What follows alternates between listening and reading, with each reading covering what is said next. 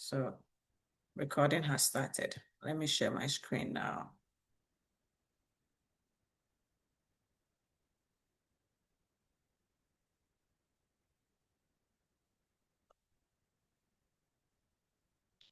Can you all see my screen, please? Let me take this from here. Please, can everybody see my screen? Please let me know if you can see my screen. Like, just give me a thumbs up. Yes, I can see, Just I say can it. see us. Okay, thank you so much. Yeah, so this session, so you are once again welcome to US Grad School Made Easy Masterclass. I'm here to make this process very easy for you. Like I said, to snatch you from the hands of scammers so that you can do your own thing and then arrive here in peace. So before we do, this is the agenda for today. Like I said, there's supposed to be a time with the DSO, which is now a bit shaky, but we'll also understand US graduate school. We will understand the difference between public versus private universities. We will know how to search for school. I'll practically teach you how to go on the internet and search for school. I will talk about funding opportunities and the strategies, how to get funding, which is most of you, your target for today. So I'll definitely talk about that. I will also talk about application tips and the application requirements that the schools need from you. And then we'll talk about how to thrive as an international student when you finally arrive in the United States. There will definitely be a Q&A session, so you would want to write down your questions. When I'm talking, please, we won't ask questions. Write down your questions on a notepad. There will be a time to ask questions and answer them. Because when I want to stop and answer questions, I'll be distracted. So we'll have a straight time for me talking and then leave your questions for the last minutes. So a little bit about me. I don't know. Let me show you. Okay. So I want to tell you a little story about me. My name is Bernardine Alala. I am a Ghanaian international student here in the United States. I am a third year PhD student. I am in the program higher education. My specialty is student affairs. It means I am doing my PhD, but I will not become a professor, or I might not become a professor. I won't teach in the classroom. I will work with students outside the classroom. Currently, I work with students as a residential hall director at the University of Mississippi. So I'm one of the hall directors. In Ghana, we call them hall tutors. So I think every country how they call it. So yeah, so hall tutor, that is what I am here in the United States in one of the residence halls. And I moved to the United States 2019 to pursue my master's in higher education.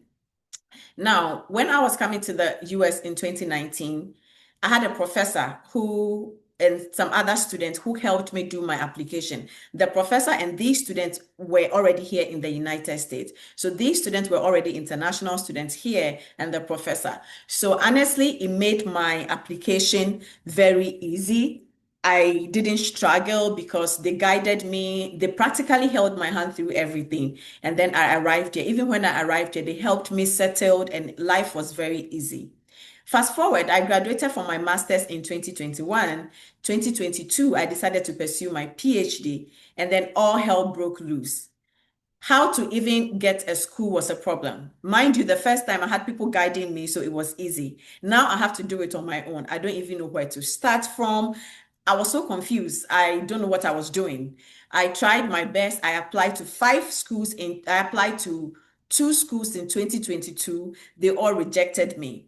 Okay. And I tried again in 2023. I applied to three schools. They all rejected me because I realized I wasn't doing it right. Like I was confused. This is my first time doing this on my own. And then I reached out to a friend who is a professor here. And then she had to go through my application documents and everything for me. And I submitted for the sixth school. I didn't give up for the sixth school. So if you are here and you have tried it once and you didn't get admission, don't give up. I tried for my PhD 6 times. 6 times. So let that encourage you. 6 times. So please don't give up because you did it once or twice and you didn't get admission. And so the sixth school, after I made someone go through everything for me, the sixth school I got admission. And then I got a late admission for my PhD. So the department told me they don't have funding for me. That is my academic department, my department of higher education. They told me they don't have funding for me because I came in late and there's no money. So I had to find my own funding. And that is how I got to know the secret to finding funding in the United States. And guess what? After searching it for 2 weeks, I got one of the most enviable fundings that every international student would ever want. Why am I saying international student? Every student, every graduate student will want. My funding comes with accommodation. I don't pay rent. I don't pay bills. I don't pay health insurance. I don't buy food. Yes. And I did it all by myself.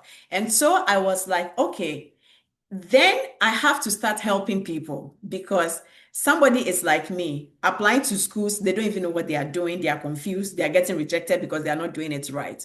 Some too have admission. They don't even know how to get funding. Now I know how to do all these things. Of course, after failing 5 times, there's no way I can know, right? After failing 5 times, I definitely know. Yeah. So that is why I started this um, Tales of the International Student on social media. And then I decided to do one-on-one masterclass like what we are doing so that I help people. Mind you, graduate school application portals are open. If you don't know, please, I'm telling you, they opened in this October. It will run through to June. So if you are here and you want to come to school in the United States next August, please, the portals are opened. So if you want to start your application now or you want to submit application this year, please take this masterclass seriously because this is your chance. All right. Thank you. So that is my story. I hope it inspires someone. Anyways, so let's understand US graduate school. When you are coming to the United States for graduate school, the graduate schools in the United States, what they offer is just three things. It's either you are coming to do your master's, you are coming to do your PhD, or you are coming to do a professional program. It's these three things: graduate school, master's, PhD, or professional program. And in the United States, the schools offer PhD, master's, and professional programs in every subject you are interested in, every program. However, every program, not every program is available in every school. You understand? All the programs are available in the United States, but not every program you might be interested in is available in every school. So I will teach you how to know where to find the school that is offering the programs you are interested in later as we go. You have to also know that when you are looking for a school in the United States, especially PhD students, I want you to know that there are two things you have to know: that we have a coursework-based PhD program and we have a research-based PhD program. Now, this is it. The coursework-based PhD program is what my PhD program is actually, is what I am doing. What happens is we spend the first 3 years or the first 4 years of our PhD program doing coursework. So it means we go to class almost every day. We do assignments, we write exams, we write midterms and all that. You do all that for a particular year, maybe mine is 3, some are 4. When you are done, then you are given the green light to start your research. That is your dissertation. So that is a coursework-based program. That means that if you are looking for a school and you go to a particular department and they write there that the program you are looking to apply to is coursework-based, please know that you will be in classroom for at least 3 years before you start your research. But if you go on the website and they tell you on the website that the program you are looking to apply to in the school is research-based program, it means that once you arrive on campus and you start school, from the first day, you are going to start research. An example of such program that I can be sure of is I think the engineering students, PhD engineering students, and PhD pharmacy students, especially the pharmacy student, they start their research the first day. The program is 5 years, but they do the research from the first day to the day they graduate. So before you graduate, you have to give them a result of the research you have been doing over the past 5 years, and that becomes your dissertation. So know the difference so that if you're not interested in a research-based program, don't just overlook it and apply. If you don't need a coursework-based program, don't overlook it and apply. This is what it means. So know what you want and choose wisely. It is your own life. Nobody can dictate that for you. Okay, so let's talk about the importance of accreditation. Accreditation simply helps you to know that, first of all, you are not applying to a fake school. I'll show you how you know a school is fake. I don't know who has experienced this before.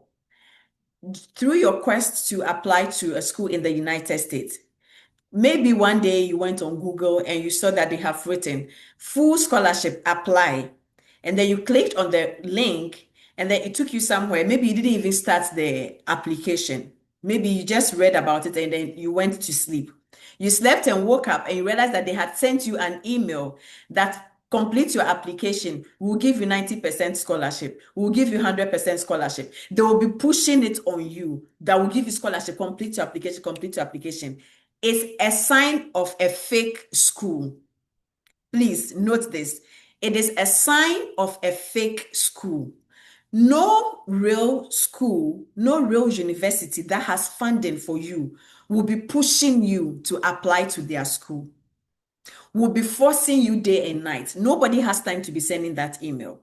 So if you start getting all these kind of emails, apply, we have scholarship for you, we have scholarship for you, apply, apply, apply. It's a sign that you have to run away from them. Don't even try it. It's a fake school. So that is one way of that is what accreditation does. That is how you get to know if a school is real or fake. Also, accreditation also helps you know the schools that are respected, because you don't want to go to school for 2 years, 3 years, 5 years, and then your certificate is not respected. Because if, as you come here, you want to definitely work in the United States. If your visa is changed, you want to stay here and work. So you definitely want your visa, your certificate to carry weight.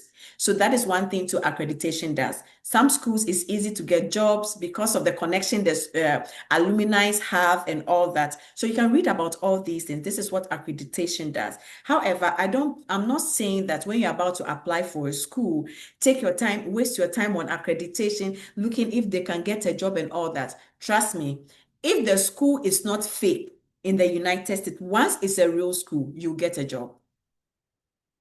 Take it from me. Once it's not a fake school and it's a real school, you will get a job to do. So don't waste your time trying to interview people. Will I get a job? Will I not get a job? You get a job. Once God is on your side, you get a job.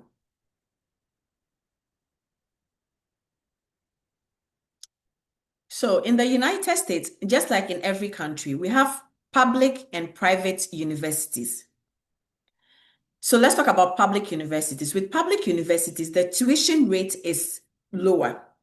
It means the school fees they pay is very low because public universities get funding from the government and other sources. So they are able to substitute school fees. So the school fees rate in a public university is very low. Like I said, they get state funding. And one thing about public universities in the United States is they have larger campuses. There are public universities in the United States that have over 70,000 students. Some have 50,000 students. Some have 20,000 students. Okay, as compared, so they have larger campuses. As compared to the private institutions, private institutions don't get government funding. They don't. So for them, their tuition is high because what you pay them as school, when you come in, when you pay them, that is what they use to build the school. So the tuition rate is very high. They get little scholarships from alumni personal donors and all those things. And usually they have smaller campuses and they have smaller classrooms. It means your cohorts, like sometimes just 5 cohorts, 10 cohorts, as compared to the public institution that has about 15, 20 people in a classroom, 25, but please not 100. In the United States, you not get a class that is 100. I think the highest you can go is 20, 22 in a class. So the question now is which to choose. It depends on you. If you have money to pay high tuition, you can choose a private institution or whichever one you want. But before you choose a school, I would like you not to consider whether private or public. What you should consider is the school you are going to a good fit for you?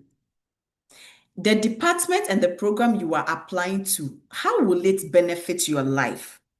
Because you can't stay in the classroom for 2 years, 5 years, and you are done and you realize that you didn't do anything because you didn't, that is not what you even wanted to do.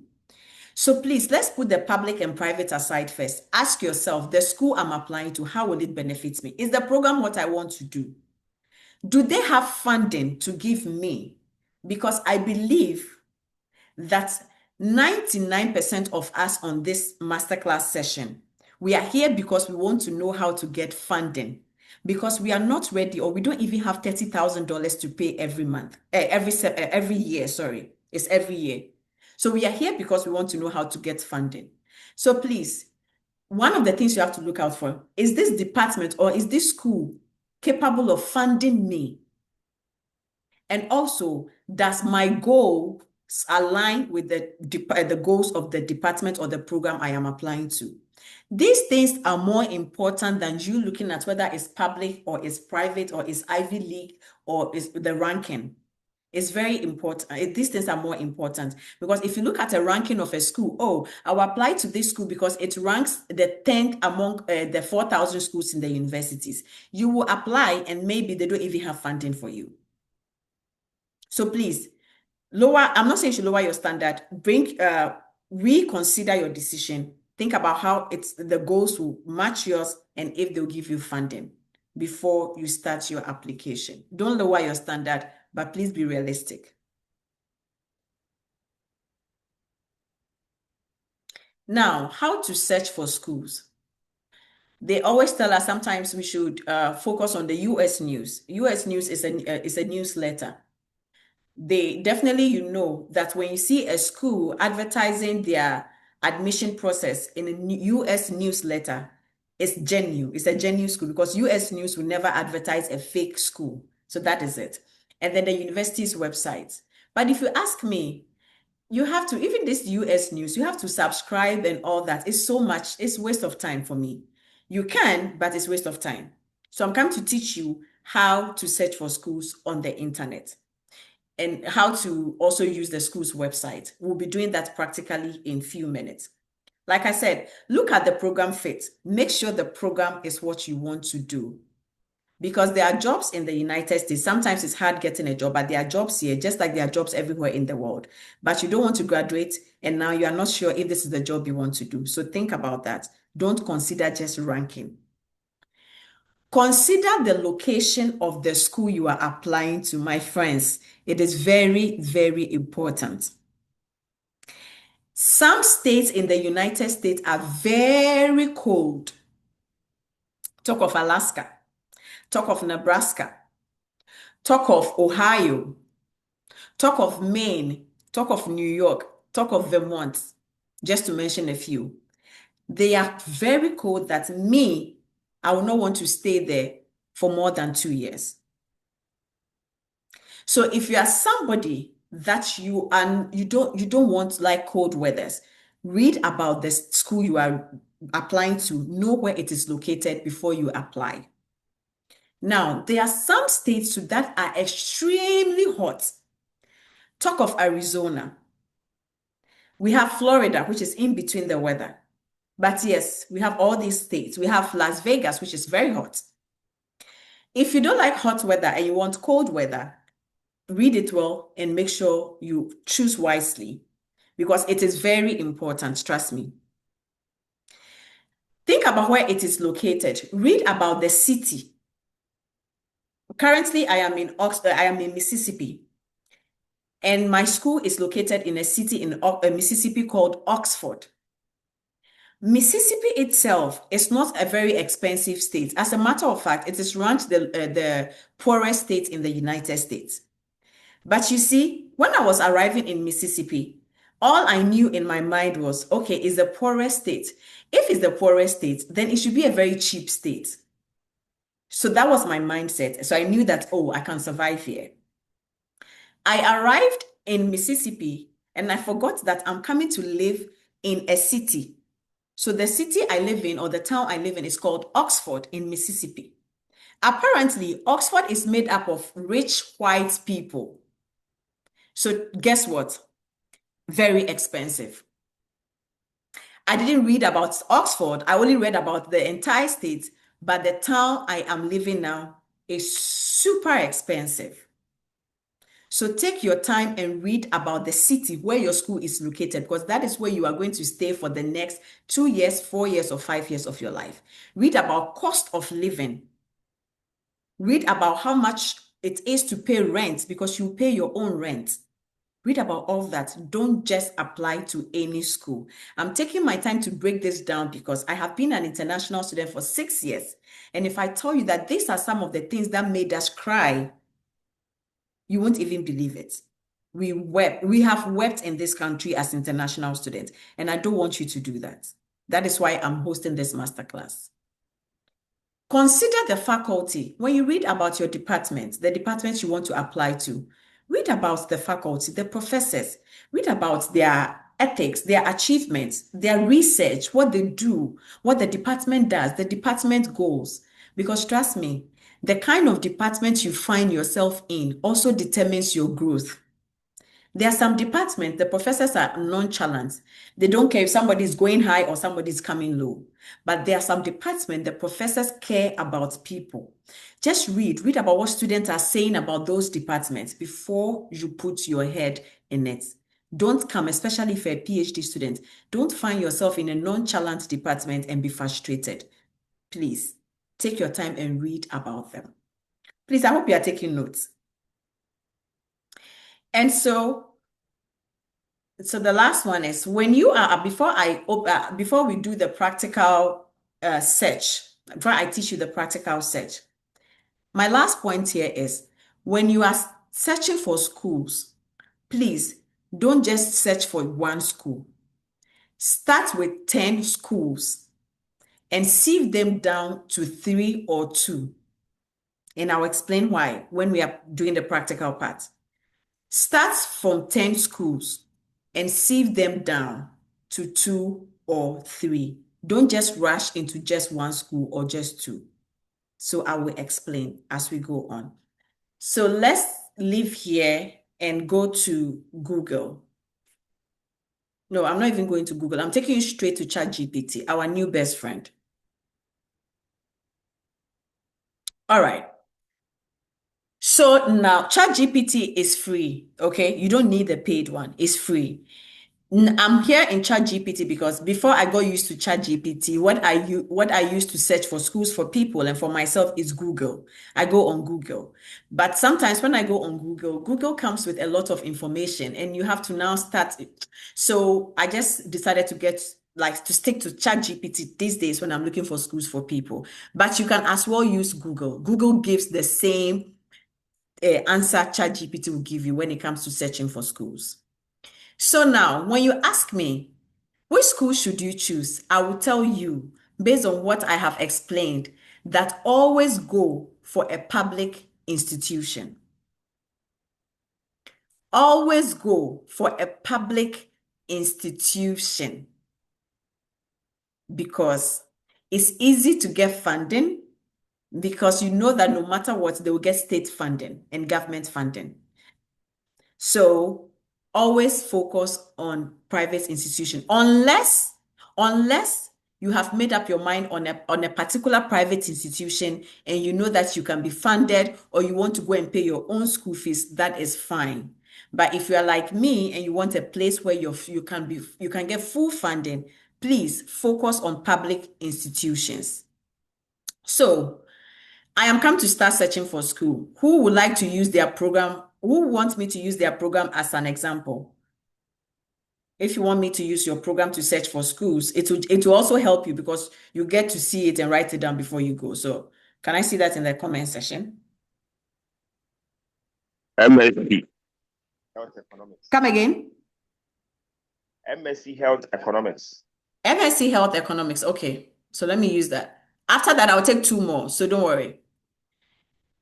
MSc Health and Economics. Let me make sure I don't forget. So MSc Health. Okay. MSc, I'm writing it. Health Economics, right? Okay. Yes. All right. So then we'll come to ChatGPT or Google, whichever one you choose to use, and you type public universities. Please, can you see my screen? Yes. Okay. I think it's a bit tiny, but please bear with me. Public universities in the United States that offer MSc in health economics. This is something you also want to write down so that after the master class, when you are searching for your schools, you know what to use. So I'm on ChatGPT. If you're on Google too, you can be on Google. But this is the tool I use. I either use ChatGPT or I use Google because the schools are everywhere on Google, on the internet. So yeah. So public universities in the United States that offer MSc in health economics. Then we enter it. So ChatGPT is doing the work for us. Good. So we have University of Colorado, Denver. Can you all see, please? Yes, please. Okay. Then the second one, we have University of Cincinnati. So it has given you all the breakdown of it. So currently, I think ChatGPT gave us two universities. Let me go to Google too and see what Google has to say. Public universities in the United States that offer MSc in health economics. Let's see what Google has to say. Okay. Okay, wait. Let me just go and open it. Go. So you see why I don't like searching for it on Google because it will bring a lot of things and Okay, so now you have to be careful. So now we're here. If you can see where my cursor is, it says 9 institutions offering master's degree in health economics. So let's open it. So you see why I don't come to Google. It will bring us. So we are here. So it said, is it what? Lehigh University. Now, I don't know if it's this particular university, I don't know if it's public. So you want to research more about it. Now, have you seen, my friend, have you seen that Colorado is here again? University of Colorado is here. Google has given us Colorado. So you want to, so if that is Yes. what you are really interested in, so this tells you that if ChatGPT has said it and Google has said it, this is a school you have to note down, please. Like this is very easy. So just note it down.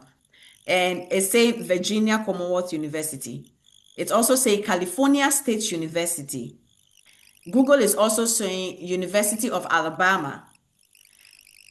It's also saying University of Wisconsin, Tennessee State University, Purdue University, Arizona State University. So at least Google has given us 1, 2, 3, 4, 5, 6, 7, 8, 9 universities. So you can write down all these universities in your journal, and then you start reading about them one after the other. You don't need to read about the entire university. Just go straight to your department. You can read about the university, but make sure you just go straight to the department you want to apply to and start reading, doing your homework on the department website. You have to know what they require for your admission, what they need, the deadline, and all that. I'll talk about all that later. So let's open, is it Lehigh University? Let's open that one. It will take us to their websites now. So here we are on their website. So if you want to know about the university, just click on it and you come to their website. Now look, it says established in 1865, Lehigh University is a private research institution. So you see why I say read about them, because you might want to know exactly what you're getting yourself in. In Lehigh Valley region of Pennsylvania. This is Pennsylvania. So now my question, your question to yourself is, do you want to be in a public school or a private school? Then you move on with your life. Now let's go to Colorado, University of Colorado.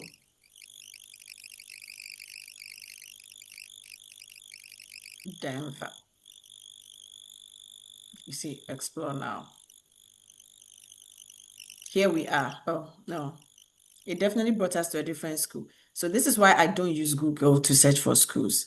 Let me see. This is a different school it has brought us to.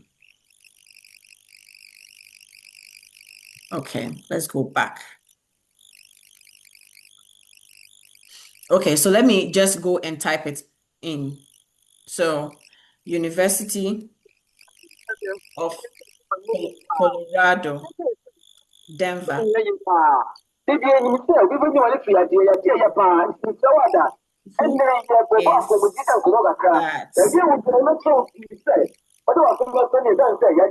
Who is disturbing us?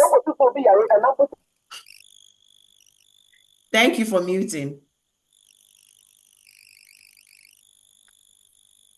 So I'm trying, yeah, so here we are. So I've come to the website. Now, Google has told us that this school offers MSc in health economics. So we know. So you see, you are not now coming to spend your time trying to find where can you get your program. Now, Google has told you. ChatGPT 2 has confirmed it. So now, just come straight, just type it in and come straight to the school's website. So here we are.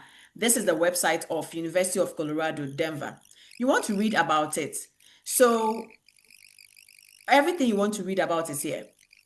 If you want to schedule a tour, you will schedule it like a virtual tour. They will do it for you for free. If you want to view the degree, but the programs are here, view degree programs, you can view. If you want to start your application, if you can see where my cursor is, if you want to start your application, you are ready to start here. If you want to read about the programs, you want to look for at your department, just open your degree, view degrees and programs. Here they are, the classroom types, the program levels on when you, I think it's on my left. I don't know which side it's on, where my cursor is. So you see the kind of programs here. So you will take your time now that you are on the school's website and read everything you want to know about your department. Please, are you with me? Have I lost you? Yes, please. Have I lost you? No, we are in line. No. Okay. So that's how to search for MSc in health economics. So who else wants me to use their program? Please, MSc Biotechnology. Okay. Public universities in the US, in the USA that offer MSc in what? Biotechnology. Yes, please. Biotechnology. Always make sure you bring the keyword. The keyword is public. That is if you want to be in a public school. So first, let's start with ChatGPT. So it's still loading, but at least we can see University of Texas. We can see University of South Florida. We can see Colorado State University. And I'm glad this came up. Let me just digress a minute. Please, when you are doing school application, my friends, do you remember we just saw University of Colorado? Do you remember we just saw University of Colorado? Yeah. And now we are saying Colorado State University. I want you to know that they are not the same. One is University of Colorado. One is Colorado State University. So don't confuse it. There are two different universities. They are not friends. Sometimes they are even rivals. They are in different cities. They are not, they are all in the same state, but they are not the same. Sometimes they are even 4 hours apart. They don't do anything in common. One is a state university and one is a federal university. So the Colorado State University will be a state university and University of Colorado is a federal university. They do separate things. Another one, Florida State University is not the same as University of Florida. They are two different entities. Mississippi State University is not the same as University of Mississippi. I'm just digressing a bit and it's very important. Let me tell you why it's important. I met an international student from Nigeria here and he was applying to the University of Mississippi. He has started his application on the website, the University of Mississippi website, and they asked him to send his hard copy application document. He should post it to the school. When he got to the post office in Nigeria, I don't know what he did. He just went and then he clicked on Mississippi State University and took the address of Mississippi State University when he was applying to University of Mississippi. He mailed the entire document.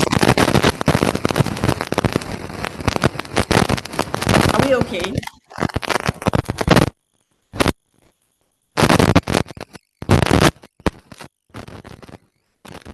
Are we here?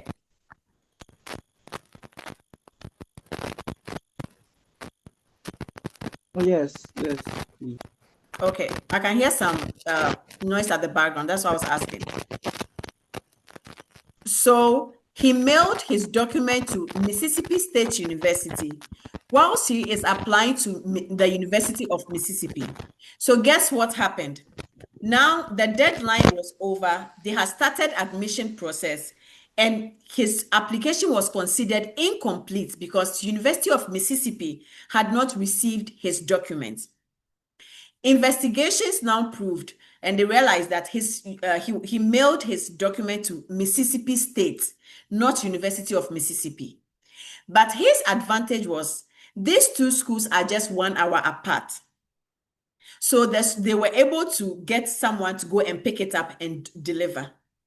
What if you do the mistake in a state where the schools are 6 hours apart? Then your application becomes incomplete and then it will be nullified. So please be careful. So we just saw University of Colorado and now we are seeing Colorado State University. They are not friends. They are separate schools. Please bear in mind. You can take note on that. So back to my friend with the MSc in biotech. So Colorado State University is another. Illinois State University is another. University of Massachusetts, Boston is another. So now you have about, ChatGPT has given you 1, 2, 3, 4, 5 universities. And so the reason why I still use ChatGPT is ChatGPT, whatever you tell it to give you is what it will give you. So it will give you just public institution. But when we go on Google, Google will mix public and private. And if you are not careful, you fall a victim of those who apply to public institution and later don't get funded. So let's come to Google. Public universities in the USA that offer MSc in biotech.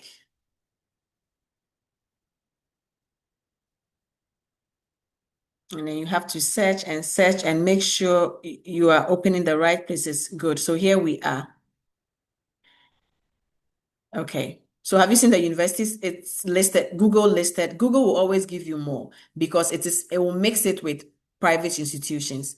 So the first institution Google gave us for biotech is Johns Hopkins University. It gave us Northwestern University. It also told us about University of Illinois. ChatGPT said same. University of California, like you have a lot, okay? You have a lot. California State, Florida Institute of, but trust me, it has given you both public and private, even though you said public. Johns Hopkins is private. Harvard is private. This Northwestern, I think, is also private. I know about them. So you have to take your time and read about the schools and make sure that they are all private institutions. So let me just open one. Let me open University of Wisconsin. It will take you all over. That's my problem. You see, that's my problem with Google. So University of Wisconsin-Madison. Here we are. Now, you come down and read about them. Everything you need to know is here. So you see, every information is here. So you don't need anybody to do all these things for you. So as I'm here, let me mention another thing. When you are searching for the schools, okay, when you write down the list of the schools you are searching for and you open it up, you come to the website, please make sure you do this. Let's go. Let me go to your exact department, my friend. So biotech. So let me look for, and every website is different. So let's come to academics. So here under academics, graduate programs. So if you can see, look at where my cursor is. So let's click on graduate programs. I want to go to her actual department. So graduate programs, you have to now take your time and navigate it. It says here that 160 masters and specialists and whatever program. So let's click on it. You see one thing.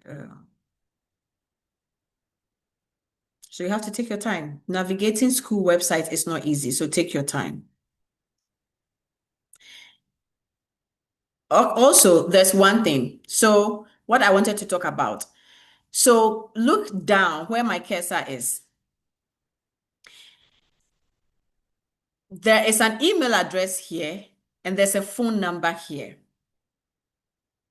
This is for general graduates application.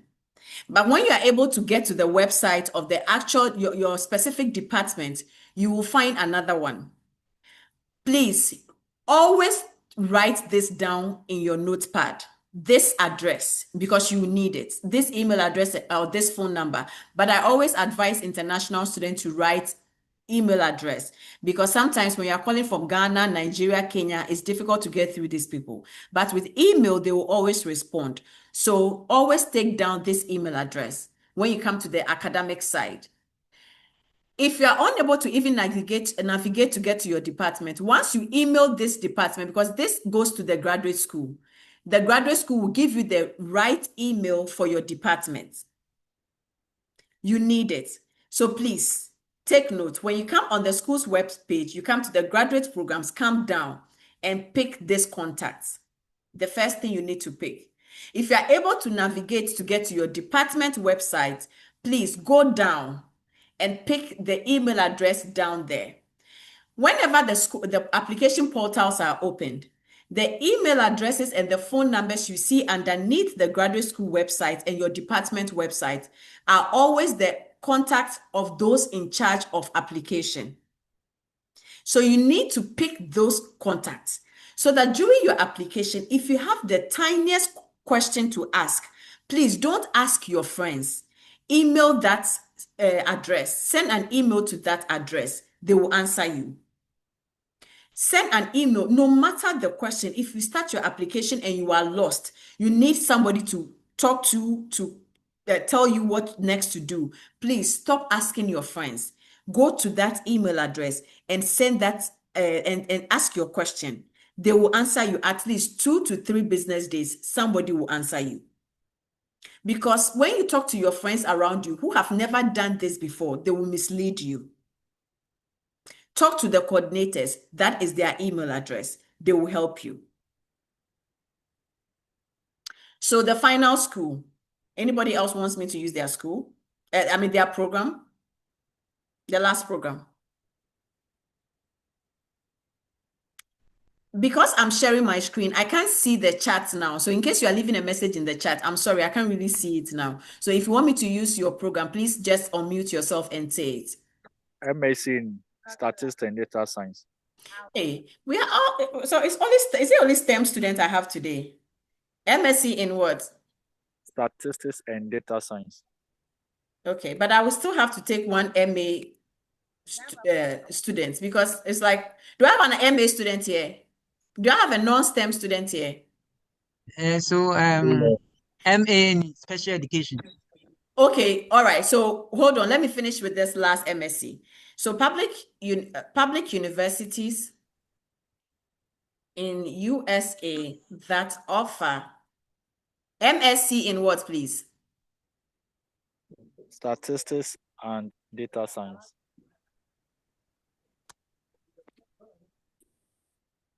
And data science.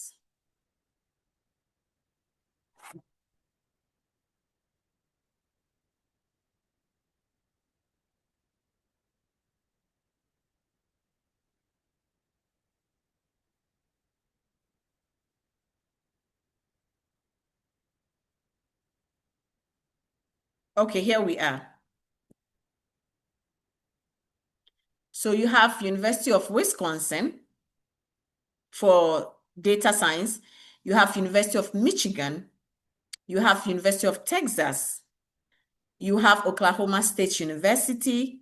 You have University of Wisconsin. So that's why I say the good thing about ChatGPT is it will give you specific public schools. So if you can also write yours down, then you can start with it. So that it means you don't have to start from the scratch. After the master class, you just go straight to the website and start your investigation. You can just write it down. So let's look for MA in what, please? Public. Physical education. Physical education. Special education. Special education. Okay, all right. Public universities in the USA that offer masters in special education.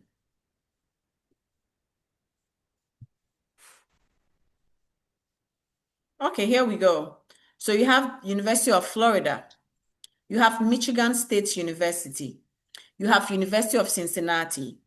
You have Western Illinois University. You have Ball State University. You have University of Wisconsin. Hey, Wisconsin keeps showing up everywhere. So you have University of Wisconsin. So here you go, my friend. So we take it from here. So we are done with searching for schools. So let's go back to our PPT.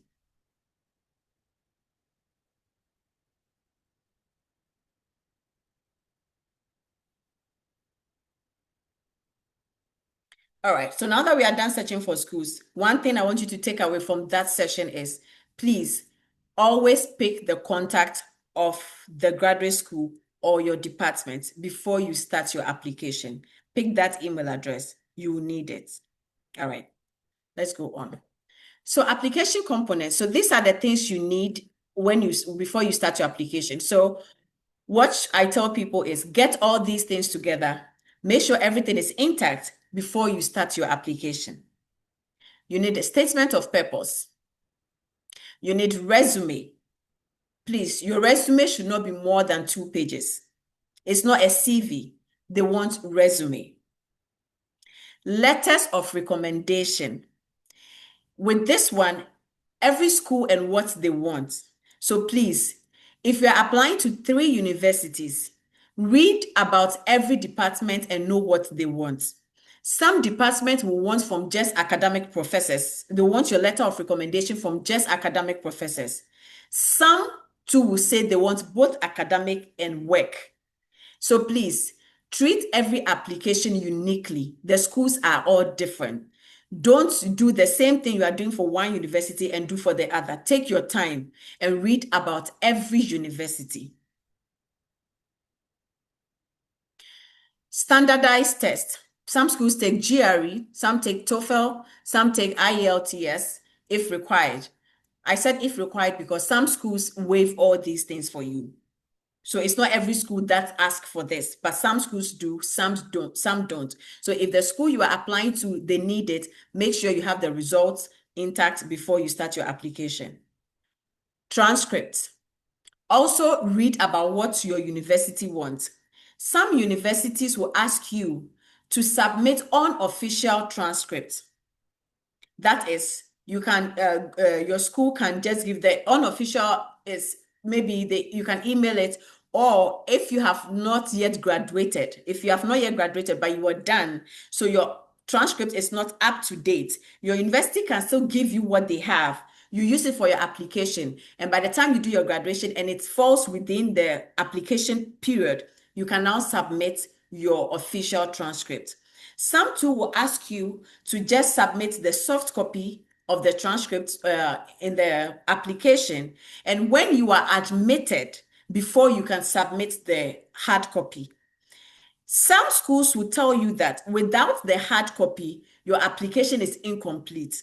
So please, every school and what they want, and they don't hide it, it's on the website. It's on the department website. Don't let me even use school. Let me say department. Every department and what they want. So when you are dealing with 3 different departments, please take your time. Read about what they want. Don't treat them the same. Application common mistakes. Very important. My advice to you, if you are on this masterclass session today, and if you live in Africa, please listen to this carefully. If you live in any African country, considering everything happening now in the United States when it comes to visa from African countries and all that, please, I'm begging you, do not apply to a school whose deadline is after January 31st. I will explain. Never, ever, please, apply to any school whose deadline is in February, is in March, is in the rest. Make sure the school you are applying to, it's the program's deadline of application deadline is either in December, at most January 31st. So read about that. It's always on the page or on the department page. This is because when your school's deadline is between December and January 31st, it means that by January 31st, they are no longer accepting application.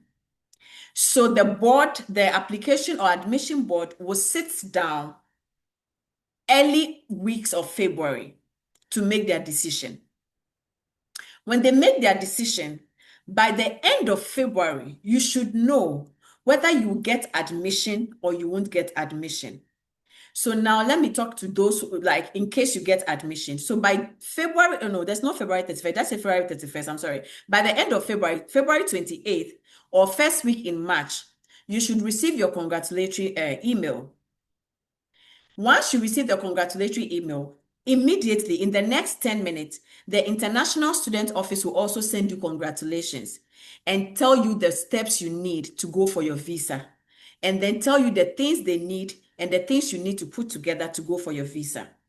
At this point, you are already in March. If you are able to put your things together with the International Student Office and you get a visa date, it's possible that you can get a date at the embassy in April or in May. So that when you go for your visa in April or in May or even in June, you can arrive in the US by the end of July or by August. So if you look, this is when your deadline is in January. Have you seen where we have arrived? We've even arrived in August already. So can you imagine that you apply to a school whose deadline is in April? So let's use April. You apply to a school whose deadline is April 30th.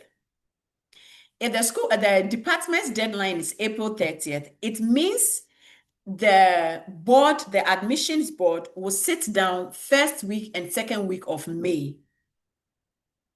When they sit down and you are admitted, third week of May, you will receive congratulations from both the department and the International Student Office.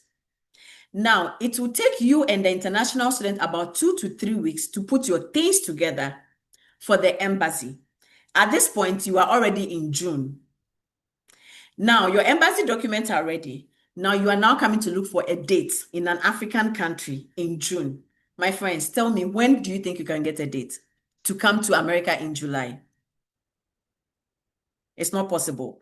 And once you even go to the embassy and the embassy realizes that your classes start in 2 weeks, you stand a higher chance of not getting a visa. Or your classes is tomorrow, they will ask you, when are you arriving? You stand a higher chance of not getting a visa, trust me. I'm not saying you will not get, but you stand a higher chance. So look for schools whose deadline are not after January 31st. It's my candid advice to you. Please note that down. When you are doing your application, please avoid copy and paste application. If you're applying to 2 or 3 schools, don't use the same application information you use for University A for University B. That is lazy work. Take your time, do your application for University A, submit it, take your time, do your application for University B, because trust me, they will definitely be asking different questions and they will definitely need different things from you. Example, statement of purpose, SOP. First of all, if you are here and you use ChatGPT to write statement of purpose, shame on you, my friend, shame on you. Don't use ChatGPT to write statement of purpose because ChatGPT doesn't know everything about you. You see that burning desire in you, that desire, that experience that made you decide to pursue the program you want to pursue.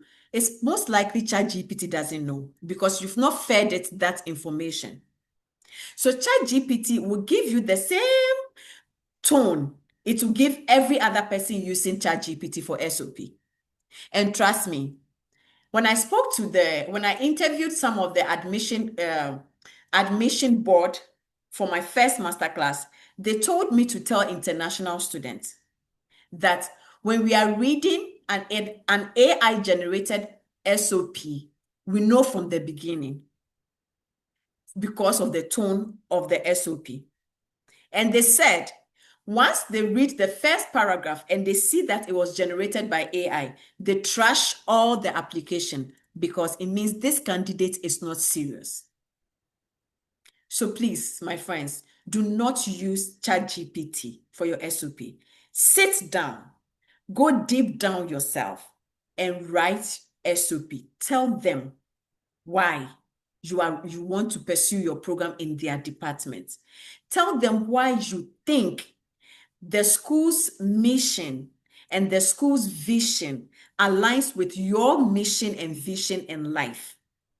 Tell them how you think the department's vision or the department goals align with your goals in life. Tell them what you are bringing to the table and what you think and why you think what they have can help you get to where you want to be in life. You see all these things, ChatGPT will not do it for you. So take your time. I'll do a whole session on just SOP another time, but not today. Today, I'm telling you how to construct SOP, but we'll do detailed SOP masterclass another time. So still on SOP, when you are applying to 2 universities, my friends, and you take your time and you write a tailored SOP for University A, you take your time, you draft it, you tell them how the university's mission is inclusion, diversity, and you feel you are somebody who is interested in inclusion and diversity, and also you want to know, you are going into gender studies, so you think the university is a good fit for you. You took your time, you wrote an excellent SOP, and you submitted for University A. My dears, do not submit that same SOP for University B, because they will catch you. Let me tell you why they will catch you. If you do that copy and paste, maybe University B has nothing to do with diversity and inclusion. But because you didn't take your time to do the second SOP for the second university, you just submitted because you think it's all in the United States and you submitted to them. When they start reading and they get to the point where you said, oh, I know that because I'm somebody who is interested in gender studies, I know that this university's mission and vision on inclusion and diversity will be a good fit for me. There and then they know that this SOP was meant for a different university. And do you know what that means? It means you don't respect them enough to take your time to read about their school and their department and do a tailored SOP for them. So it means that they can't also invest their time and their money on you. So because of just that SOP, every other thing can be okay. And also it's an insult to them if you don't take your time to tailor their SOP. They trash everything. Even if your GRE is the 100%, whichever the highest percentile, everything will be trashed. This was an interview I had with the coordinators of admissions of one school. They gave me this information to tell international students. So take your time and tailor SOP to each program. Even if you are applying to 2 programs in one university, let's assume in one university, maybe University of Colorado, you want to apply to the Department of biomedical science, or if there's something like that. Let me say pharmacy. Let me just use pharmacy. And that same school, you want to apply to the Department of Criminal Justice. There are 2 different departments. Don't say that because they are in the same school, you can copy and paste what you submitted for pharmacy and submit to them, because the departments have different goals, they have different purpose, and they have different visions and different mission. So they will know. Take your time. Do each SOP uniquely. Give them respect and let them also respect you with their admission and with their funding. Now, network with current students. When you are about to start an application and you know someone in the school, even if you don't know anybody, go on LinkedIn. Look for students. It can be international, it can be national, but most of the time, look for international students who are currently in your department. Maybe you might never know. They can talk to their advisors on your behalf. Maybe you might never know. They can help you draft your SOP because they have been there before. They can tell you what the department wants. Maybe you might never know. They can guide you through it. Maybe you might never know. They can help you get funding. Yes, your friends can help you get funding, and we'll get to funding and you know why. You understand? So learn to network with the students in the schools and the faculties you want to, the departments you want to apply to. And it's easy to get them. They are all on LinkedIn. Just send them a friendly email that, hey, this is my desire. Because currently I've been getting that a lot from, I don't know if some of them are online, but I get that a lot from on LinkedIn. Hey, I see that you are into student affairs. I want to go into student affairs. Maybe not in your university, in another university, but can you tell me more about student affairs in America? And I schedule a time with them and I have a chat with them. I get people also coming that, hey, it's always been my desire to apply to the University of Mississippi. And I see that that is where you are. Can we talk? I'm like, yeah, I will schedule a time with them. So you can do that to people, with people, to make your admission process very smooth. Like I said, avoid generic copy and paste application. I've already spoken about that already. Before I proceed, let me say something. When you are looking for the schools, I mentioned earlier that make sure you write down the list of at least 5, let's do 10 universities, because they are all on Google. So just write the list of the 10 universities that Google or ChatGPT showed you that that they are offering your program. It can be 6, it can be 5, but it shouldn't be less than 5. And I'll tell you why. When you write down the list of all these universities, it can be 5, it can be 6, it can be 10. It shouldn't be less than 5. The next process, after you write down the list of all the universities, this is the next process. Let me go to my email.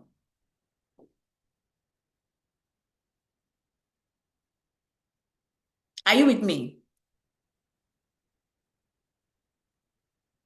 Are we still here, please? Yes, please. Are you following me? Am I Yeah. making sense so far? Yes, please. Okay. So if you write down the list of all the universities that Google or ChatGPT told you offers your program, trust me, you are not going to apply to all of them. But now you don't know which one to apply to. So you come to your email. Do you remember the email I told you to pick from the department? So this is where you put it to use. You come to your email and you take your time and send each of these 10 schools or each of the 6 schools this email. And I write it, you can take a screenshot or you can also copy it down because this is, so let's just say this is the email address. Now, okay, no, let me not confuse. Let me take this one off. So you write that, you put the email address there. Let me use a department here. Okay, let me use my own name, my own email. Let's assume I'm the coordinator for this year's admission. So that is me. So that you found my email underneath the department. So you come. So the subject will be application inquiry. Then you come and write. Sometimes they will provide the name of the coordinator of the application, of the admission that year. Sometimes they will not provide it. So let's assume we don't even know the name of the coordinator, but we have the person's email address. You come and write, hello. Since you don't know who it is, hello is okay. I hope this email,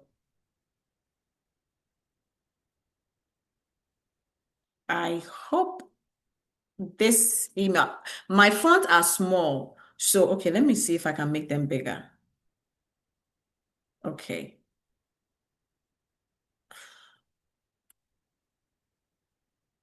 So that you all can see. Okay.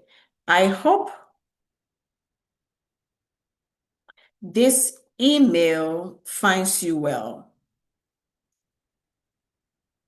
My name is Bernadine Alala, a prospective international student from Ghana. You can add West Africa because trust me, some of these people don't even know where Ghana is. So just be safe so that they don't even think you are from somewhere under the sea. So a prospective international student from Ghana, West Africa. I am looking to apply to the PhD in higher education program for the 2026-2027 academic year. That is next year. I would like to know if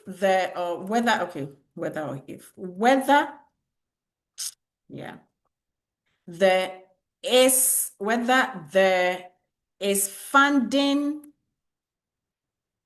available for those who will be admitted.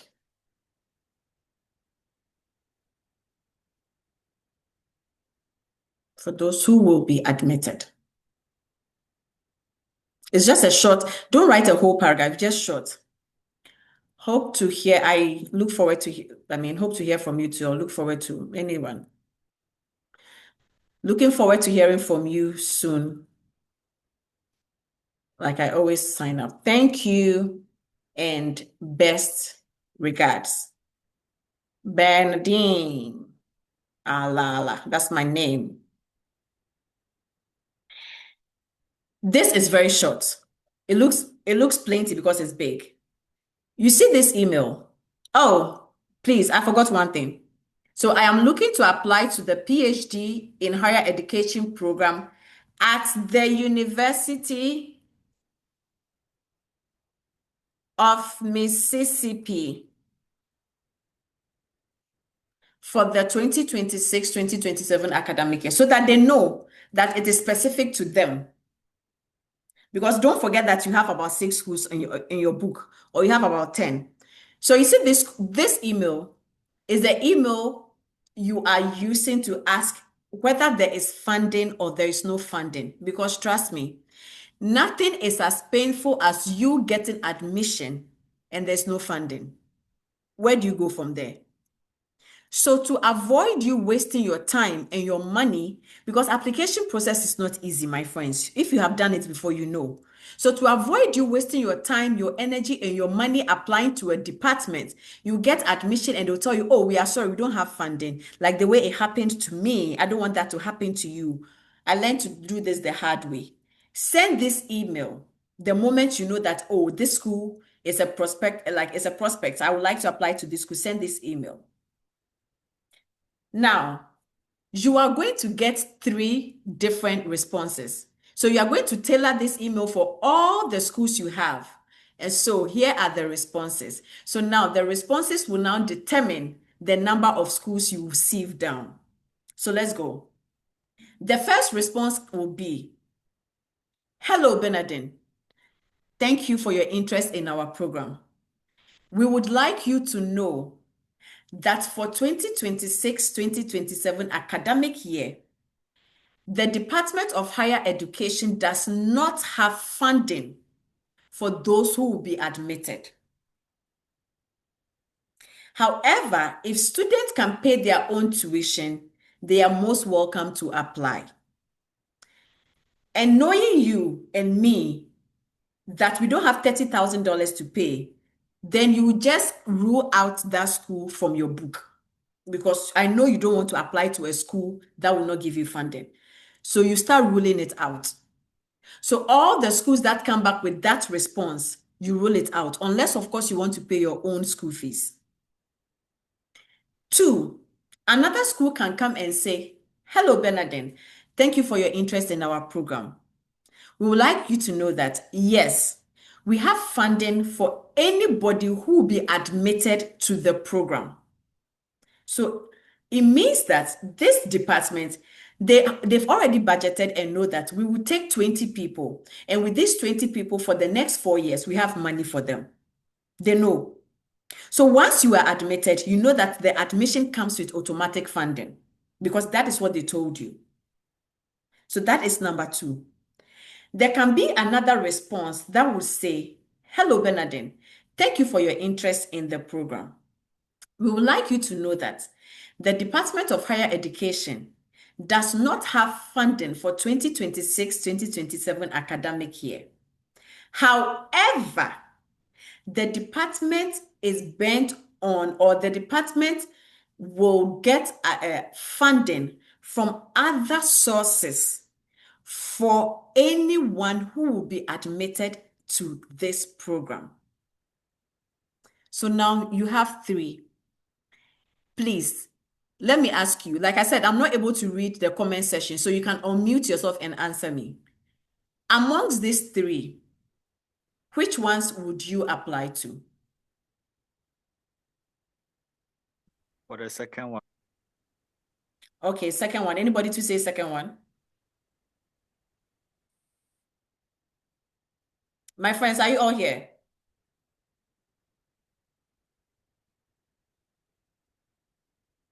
Who will apply to the third one? Nobody. Why nobody? Please tell me why. Who will apply to the third one? Please, can you tell us why you would apply to the third one?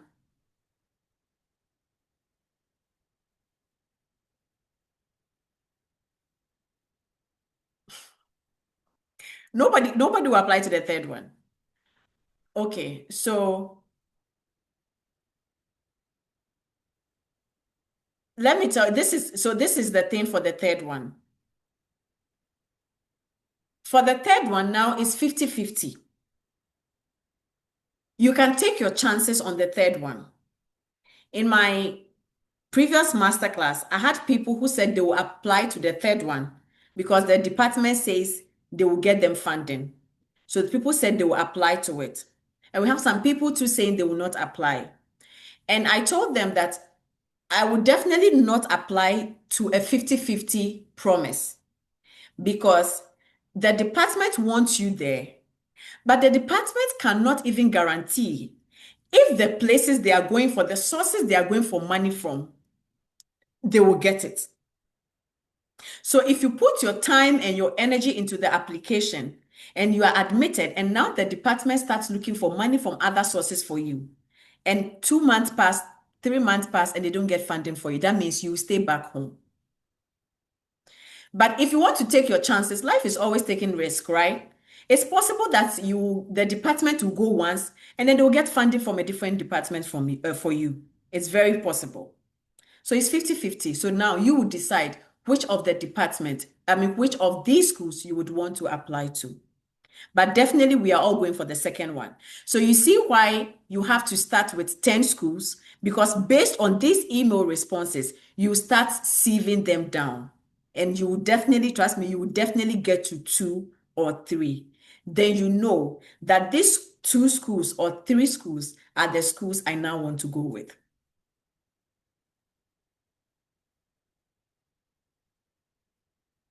Okay.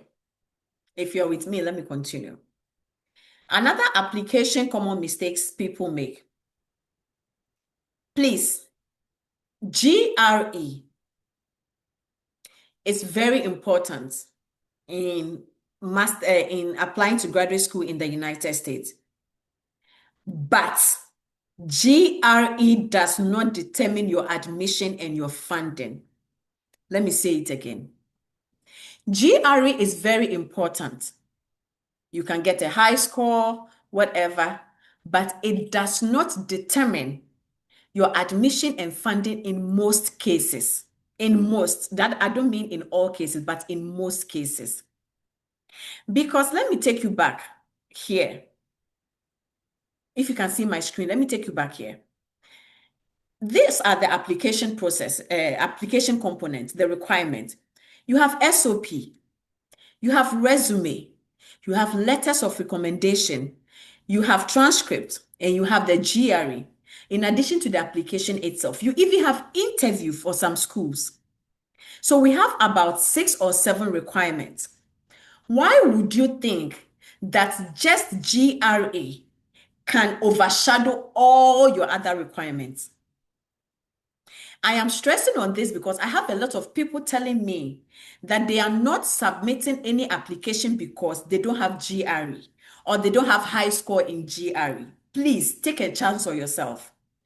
If you don't have GRE and you are not ready to write GRE, or you don't have money to write GRE because it's very expensive to write GRE, I know. Just look for schools or look for departments that are waiving GRE off. So it's also easy. If you see the school, the website, just take the email address, ask them, are they taking GRE? They'll respond yes or no, because sometimes they waive it. Ask the department, don't ask your friends. If you see a school you are interested in, just call them or email the email address I told you about. Please, I'm interested in applying to your school. I would like to know whether you are accepting GRE or not. The answer they give you, you go with that. Now, assuming you are applying to a school that accepts GRE or a department that is accepting GRE, and you are here and you wrote GRE and the test score is not too high. See, everything I'm telling you is from experience. If I tell you my GRE test score, you will laugh. But I use it for my master's, and it's the same thing I use for my PhD. So everything I'm teaching you here, I'm not looking in any book. It's from personal experiences and from talking and interviewing those who are the stakeholders in international student application. You don't need it. That doesn't mean that please don't get high score. If you get high score, it's bingo. But if you don't get high score, please still take a chance on yourself and do the application, because you have about 7 requirements that will be laid on the table on the day decision is being made. Why would you think that only GRE will outshine all the other 6 documents? It's not possible. You have SOP that is telling them about your life, what you want in life. That alone can attract admission and funding. You have a resume that is telling them the jobs you have done, where you have worked. My people, that alone can attract admission. You have letters of recommendation where your professors and the places you have worked are telling them things about who you are, your integrity, your credibility, your integrity, who you are. Don't you think that one is even enough to overshadow every other document? It is. You have transcripts. Maybe somebody is interested in, please, somebody's writing on my screen, please. Maybe some people are also interested in high GPA. You might not know what they are looking for. You understand? And they don't come and tell you most of the times what they are looking for. You might not know. So once you have all these things, don't let people hold you back. That, oh, your GRE test score is too low, it's too high, don't apply. Oh, your transcript, your GPA is too low, don't apply. Please take chance on yourself. Take chances on yourself. You might not know. So please, GRE is accepted. High GRE score is okay. It's very good when you get high GRE score, but it does not determine your admission and your funding. It's not the only thing. So please take that from me. Research paper not needed. Once upon a time, I was in Ghana some time ago and I met a friend who told me 4 years ago that she wanted to apply for graduate school for graduate studies in the United States. I went to Ghana and she was still in Ghana, and I asked her, why are you still here? She told me that someone told her that before she will get full funding, she needs a research paper. And I asked her, with all due respect, the person who told you that, has the person been an international student before? She said no. And I'm like, you have allowed someone who has not walked the path you want to walk on to delay 2 years of your life. By now, you'd have been graduating. Why won't you find the school on the internet and ask the department if they need a research paper from you? Why go and ask your sister? Why go and ask your friend? Why go and ask your neighbor? They are not the ones in charge of the admission in the department. Ask those who are in charge of it. Don't let people mislead you. So please, you don't need research paper for admission and full funding. In most cases, especially for PhD students, okay? In most cases, some departments require PhD students to come on board already knowing what their research topics are. So when I was coming into my PhD program, during the interview, they asked me, what is your research topic? They never asked me to submit a research paper. They said, what is your research interest? I said, my research interest is on international student struggles. However, I don't even know which area of the struggles I want to talk about, but I know I want to handle international student struggles. So they told me that then this man is the man who will be your advisor. So when they're asking you about research topic, it is to get you the right advisor for your dissertation. Most of the times, that advisor will end up being the one paying your school fees because your research interest is in alignment with that advisor's research interest. He will be paying your tuition out of his coffers. That is why you hear people tell you that I got full funding because of my research. No, they got full funding because they are adding value to that advisor. So the advisor is the one to pay their fees from his coffers. However, with or without a research topic, there are a lot of fundings you can get. I hope I've not lost you here. So please, this is when you need research, but please, it does not guarantee your admission and your funding.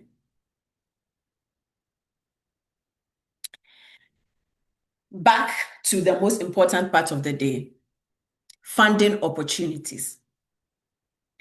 When you are an international student and you are coming to the United States, what you need, my people, what you need is called assistantship. It's not called scholarship. Please write it down. What you need is called assistantship, not scholarship. When you are reaching out to schools and you say, please, will I get scholarship? Some will tell you yes, because scholarships come in 10%, 2%, 30%, 40%. They are little monies that come, that sometimes the dean will give it to you or your department will give it to you. It's given for different purposes. It's called scholarship. Sometimes they give you 20% just to help you pay your school fees. Sometimes they will give you 30% to help you pay your school fees. They'll give you just 10% to help in your research. That is scholarship. What you need is for your school fees to be paid fully and for you to have a job. You need your school fees to be paid fully. You need to have a job where you'll be paid every 2 weeks so that you can pay your rent, your bills, and eat. And maybe save money and buy up your cars and be doing your small travels. So that is called assistantship. And assistantships are in 3 kinds. We have teaching assistants. That's what I've written under. We have research assistants and we have graduate assistants. Or you can say teaching assistantship, research assistantship, or graduate assistantships. It depends on what you get. Some people come in as teaching assistantships, that is TAs. They teach the undergrads in the department maybe 2 times a week, 3 times a week, depending on what they do. And in the process, the department pays their full tuition, and that is their job. So at the end of every 2 weeks, you are paid. Like that is it's a salary job, and your school fees is paid. Then we have research assistants. Those are those who come in, and from the beginning, they start research with an advisor. So the advisor will be taking you out on conferences. You'll be doing research. You'll be going to present at conferences and all that. You travel. If you have the opportunity, you can even travel out of America.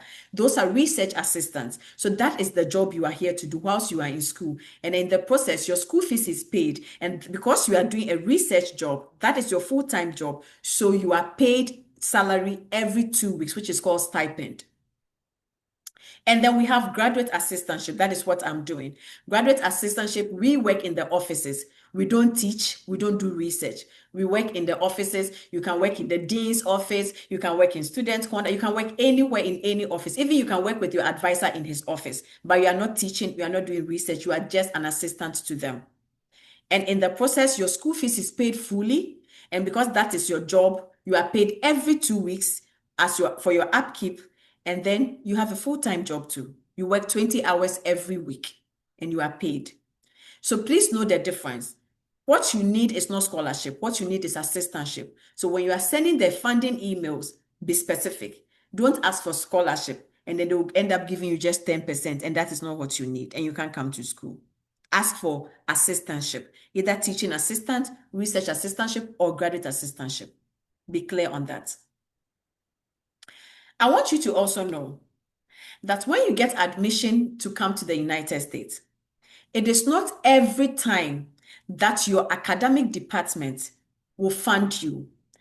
If you were here from the beginning, I shared my experience where I had a late admission and my professors told me in my department that they don't have funding for me because the department had exhausted all their money at the time I was coming in for my PhD. And I want you to know that this happens every year. There are times that some departments will not have money to fund you, and it is okay because every year in the financial struggles of every department, and it's okay. When you get admission to such a department, what can you do? Is that your end? No, that is not your end. It is just one department that says they don't have money. That is where you are coming to study, your academic department. They say they don't have money. So let's visit the other departments on campus that can get you full funding and get you a job. Here they are. During my last masterclass, somebody sent me a comment that next time I should list it so that they can take pictures of it. So please, I'm here. If you want to take a picture of it, take your picture of the screen before I continue talking. So you see this department, I have almost about 20, and I still think I don't have all. All these departments are offices on campus that give full funding. Talk of the library, Office of Career Services, Office of Student Conduct, student housing. I've put asterisks on the student housing because I'll talk about that later. I have first year experience, global engagement, the office of the dean of students. We have graduate school. We have the athletics office. We have cross-culture engagement. Listen, we have financial aid. We have provost office, alumni office. We have the IT office. We have student affairs office. We have a lot of them. I couldn't fit all of them here. All these offices are on campus. They are big, big departments. And when you go into this office, about 60% of the people working there are graduate students, like you and me. And how do they work there? This department or these offices, they will post the jobs for graduate students to apply. When you apply for the job, you are interviewed just like any normal job. You are interviewed. If you get it, your school fees will be paid. You will be a part-time worker there for 20 hours, and they'll be paying you every 2 weeks. This is what we call the graduate assistantships. So if your academic department where you are going to study, if they say we don't have money for you and you already have admission, please, you have all these people to reach out to. You have all these departments to reach out to. So all hope is not lost.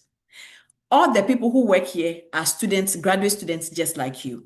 And every year they need graduate students to work here because apparently before today, it's cheaper hiring graduate students to work in all these offices than hiring full-time staff. So they will give the jobs to graduate students and pay their school fees and pay them with stipend than hire a full-time job. So some of these departments sometimes take at least 10 graduate students every year. My department where I work for is the Department of Student Housing. Every year, we don't take less than 10 hall directors. Their school fees is paid, their rent is paid, they give you a stipend, like everything. So yes, here are some of the departments you can reach out to when you get admission and you don't get funding from your department. Now, let me talk a bit about student housing in case you are interested. Student housing is in charge of all residence halls on campus. So when you get funding from them, you automatically get free accommodation. Sometimes it's a 1 bedroom, it's a 2 bedroom, sometimes it's even a 3 bedroom, depending on the school. So you don't, so till the end of your program, you don't pay rent, you don't pay bills. It's a very nice and interesting funding. I won't even lie to you. But there is a requirement. Most of the times, the requirement is somebody who has worked with students before. If when you were an undergrad back in your university, maybe you were working as maybe a leader for one of the student groups, you were organizing hall, all those hall events, hall, how do you call it? I don't know. Here it's called hall events. I mean, here it's called community builders. I've forgotten how we used to call it in Ghana. Hall week. You were part of those organizing hall weeks, all those things. If you know that you have those experiences from your undergrad or from your master's program, please, you are qualified to reach out to the Department of Student Housing of the school you are applying to, and you stand a chance of getting funding from them. So it's not easy, it's not difficult. That is why I tell you that you don't need a research paper, because if the library wants to give you funding for you to work with them, how does your research paper affect the library? Why would library ask you to bring research paper before they give you funding? So please take this home from me, that you don't need research paper and you don't need GRE to get full funding. If you play your cards well and you listen to all I'm saying, you can get your admission and get your full funding, because library doesn't care about your GRE. Career department doesn't care about your GRE. Student housing doesn't care about your GRE. But they'll give you, once you can work with them, they'll give you full funding to work. To work with them and then pay you. The good thing is some of these fundings come with all expense paid conferences. Some of the conference you see us going, when you see some of the international students in suit on LinkedIn at conferences, speaking in luxury hotels, please, it's all this department. They pay for us to go. They sponsor us like that. And we go and chill, present, you are doing your presentation, you are taking notes and all that. But in the evening, we step out, we chill small because they give us some small money to chill as well. It all comes from all these fundings when you get a good one. So play your cards well. I want you to also know about some hidden charges that nobody talks about. Your funding, please, does not cover health insurance. I'm sorry to tell you that. Your funding does not cover BESA fee. I'm sorry to tell you that. Your funding, if you are not working for student housing, does not cover accommodation and utility. And your funding does not cover social security card. All these things, you pay for them yourself. Let's start from health insurance. Health insurance is very important in the United States. If you are an international student, if you don't have health insurance, I think the first 1 month or the first 3 weeks of school, you will lose your status. You will cease being an international student. You can't even stay in the country. It is very compulsory. This is the take on health insurance. We have two ways. Some universities will ask you to pay your health insurance from your pocket. Sometimes it's a couple of hundreds of dollars. Please, somebody's writing on my screen. Mr. Echo, you're writing on my screen. Thank you. So health insurance, some schools will ask you to pay out of your pocket. And if I tell you that I have paid health insurance for $1,500 out of my pocket before, you will cry for me. And yes, I have paid before. That is how expensive health insurance is in the United States. And these are things people will not tell you before you arrive. Every year you pay $1,500. It depends on the school and what their coverage entails. But where I was paying $1,500 from my own pockets, health insurance, which I didn't know about before arriving here. And I'll tell you how you know about your health insurance. Some other schools will pay the health insurance for you. When you work for them, before they pay your stipend, they take it out of it small, like $50 or $30, $40 every time they are paying you.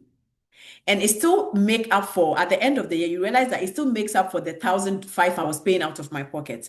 But you see, the difference is with the one you pay out of pocket, you feel it when you are paying it. You want to cry. Sometimes you want to even die out of paying that money.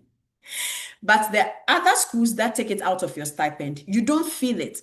So you don't even know you are paying health insurance. But yes, you are paying health insurance. It's taken out of. So if they are supposed to pay you $750, you realize that you'll be receiving $700. If they're supposed to pay you $1,000, you realize that you'll be receiving $950 or $930. It depends on what they are taking. So this is how health insurance is paid in the United States. Now, how would you know how you pay your health insurance? When you get admission, the International Service Student Office, when they send you your congratulations email, they send a document. Take your time and read that document. That document has every information you need to know, including the health insurance policy of the school. So with that information, so that with that document from the international office, you will know how health insurance is paid in that school. At least from there, you are prepared. Am I coming? Am I not coming? Am I coming? Am I not coming? At least you know, so that you don't arrive here and cry like I did. So when you get admission, take your time and read that document very well. If you don't see it in it, email the international office. And you can always find international office email on the school's website. Just go to the international student office on the website and you get their email. Email them. Ask them how health insurance policy is like for an international student in the school. They will tell you. Another money we pay that nobody talks about is BESA fee. Some school calls it school fees. I made a post on LinkedIn about this last week, and a guy came to respond that he's an international student, and the first day he arrived, and he was hit with Beza fee, how do you call it, bill. He was almost going crazy because he didn't even know where it was coming from, but it's real. In some schools, and you see all these charges, no amount of full funding can bail you out. All these are out of pocket money. If someone had told me all this in 2019, my life would have been different because I knew I would know what to expect. So please take them seriously. Beza fee, some schools call it school fees. In some schools, every semester you take 3 classes, right? In some schools, you, the students, you are required to pay some amount of money on every classes you take every semester. Even though you have full funding, no? You pay some little. So sometimes it's like $100, sometimes it's like $200 on all the classes. So assuming it's $100 on each class, and every academic year you take 6 classes because each semester is 3 classes. So 3 classes times 2 semesters, or even depending, whatever it is, some is a whole 3 semesters, some will take summer school, depending. Let's even assume you are paying $100 on each classes, and you take 9 classes in a year. My friends, that is $900 you pay out of your own pockets. I'm sorry to burst your bubbles, but yeah, that is what international students experience here. It's not all rosy. It's a good experience, but it's not all rosy. I will be honest with you. Nobody should lie to you. Say, oh, once you arrive, everything is fine. No. When you arrive, it's a battlefield. Let me be honest with you. It's a good experience. Studying abroad is fun. It's great. But my friends, when you arrive, it's not a destination. It's a journey. You will fight with resilience, like you will fight with confidence. You will fight with tears sometimes in your eyes. You clean it, you keep moving. It's all for a better cause. Don't let anybody lie to you. Oh, once you arrive, no, it's not like that. It doesn't happen that way. In some schools, you are not asked to pay money on, like my school now. Let me use my school currently. I don't pay money on the classes I take. No. So that's why I said that this money, it all depends on the school. I don't pay money on the classes I take, but guess what I pay? International office charges me international student fee every semester, and it's $100. Graduate school charges me graduate student fee, which is $70 every semester.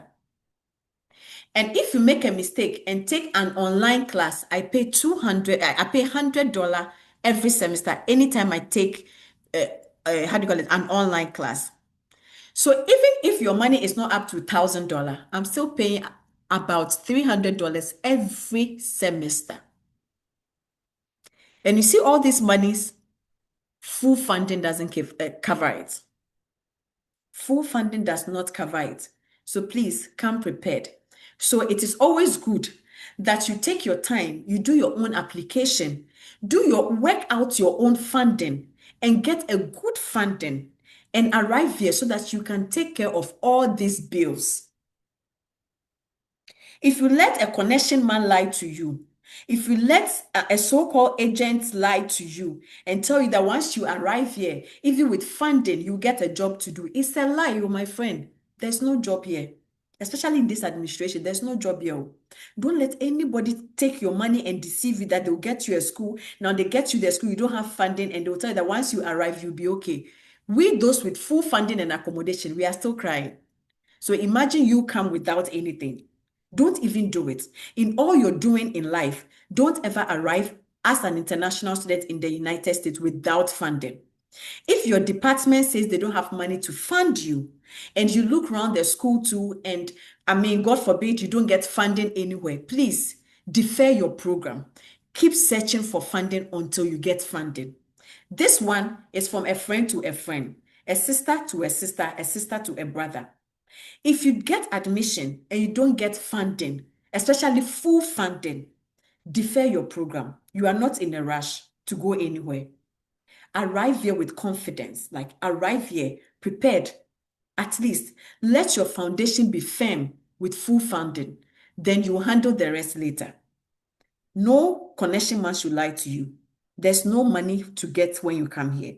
The only money you get is the funding that comes with the job, that comes with stipend. And if you're lucky, some people are earning stipend of about $2,000 every 2 weeks. So it's good when you get funding and you get a good job, like the funding gives you a good job. Trust me, some stipends are great. Some people make about $1,500 in stipend every 2 weeks. Imagine you are here, you are making $1,500 just as a student every 2 weeks. So every month, that's like 3,000. People make 1,000, people make 800. It depends on the school you find yourself. You understand? So if you come without funding, you got without a job, my friend, you are coming on zero. And I've met a lot of international students I have to counsel because they are frustrated. Some are frustrated. Some even want to take their lives just because they are losing their status and they can't even go back home because their families have spent all their money to giving to connection men and all that and brought them here without funding. And now they have 2 weeks to leave the United States because they couldn't pay their school fees. And they can't even go home because your family was waiting for you to make it and bring that money back home. So please, no funding, no America. There's so much funding for you to get. So please relax, take your time, pray to God and get your funding. Now, accommodation, utility is not part of your funding. When you work and they pay you, just like when you are in your country, you go to work, they pay you at the end of the month, you pay your rent. It's the same thing here. You get your own rent, you pay your own, you get your own accommodation, you pay your own rent from the money you are making. So imagine you come and you don't have funding, you don't have a job. How are you going to pay for your accommodation?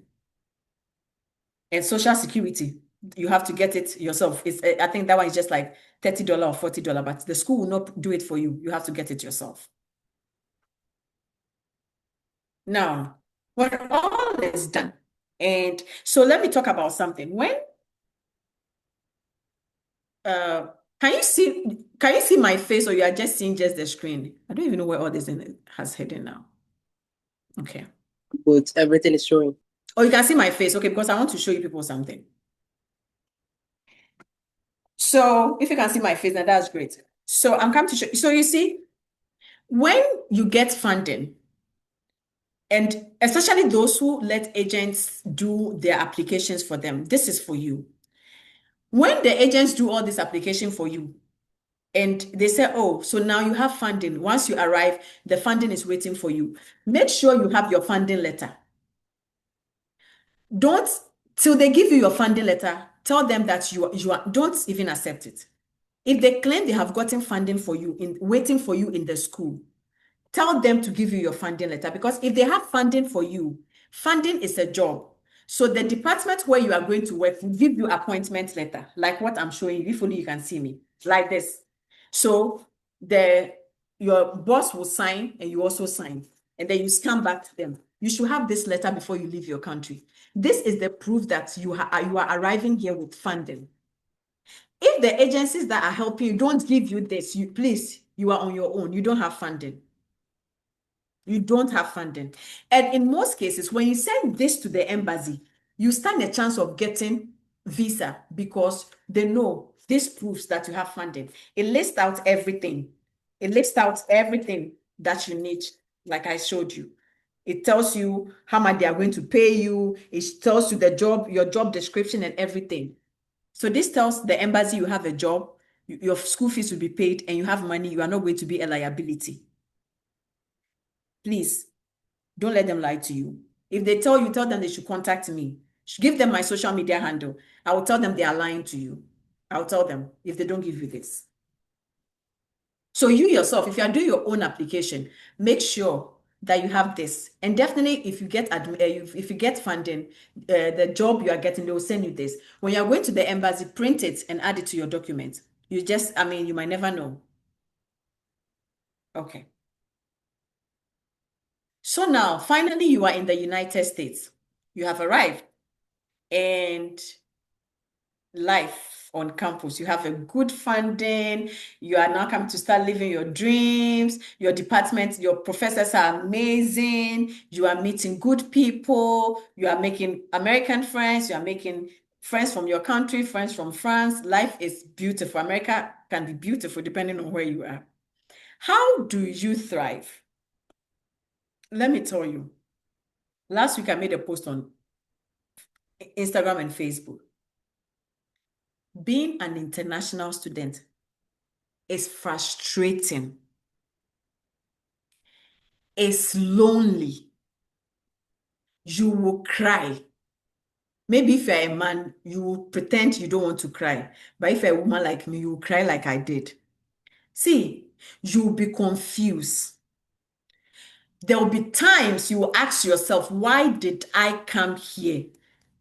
What am I doing here?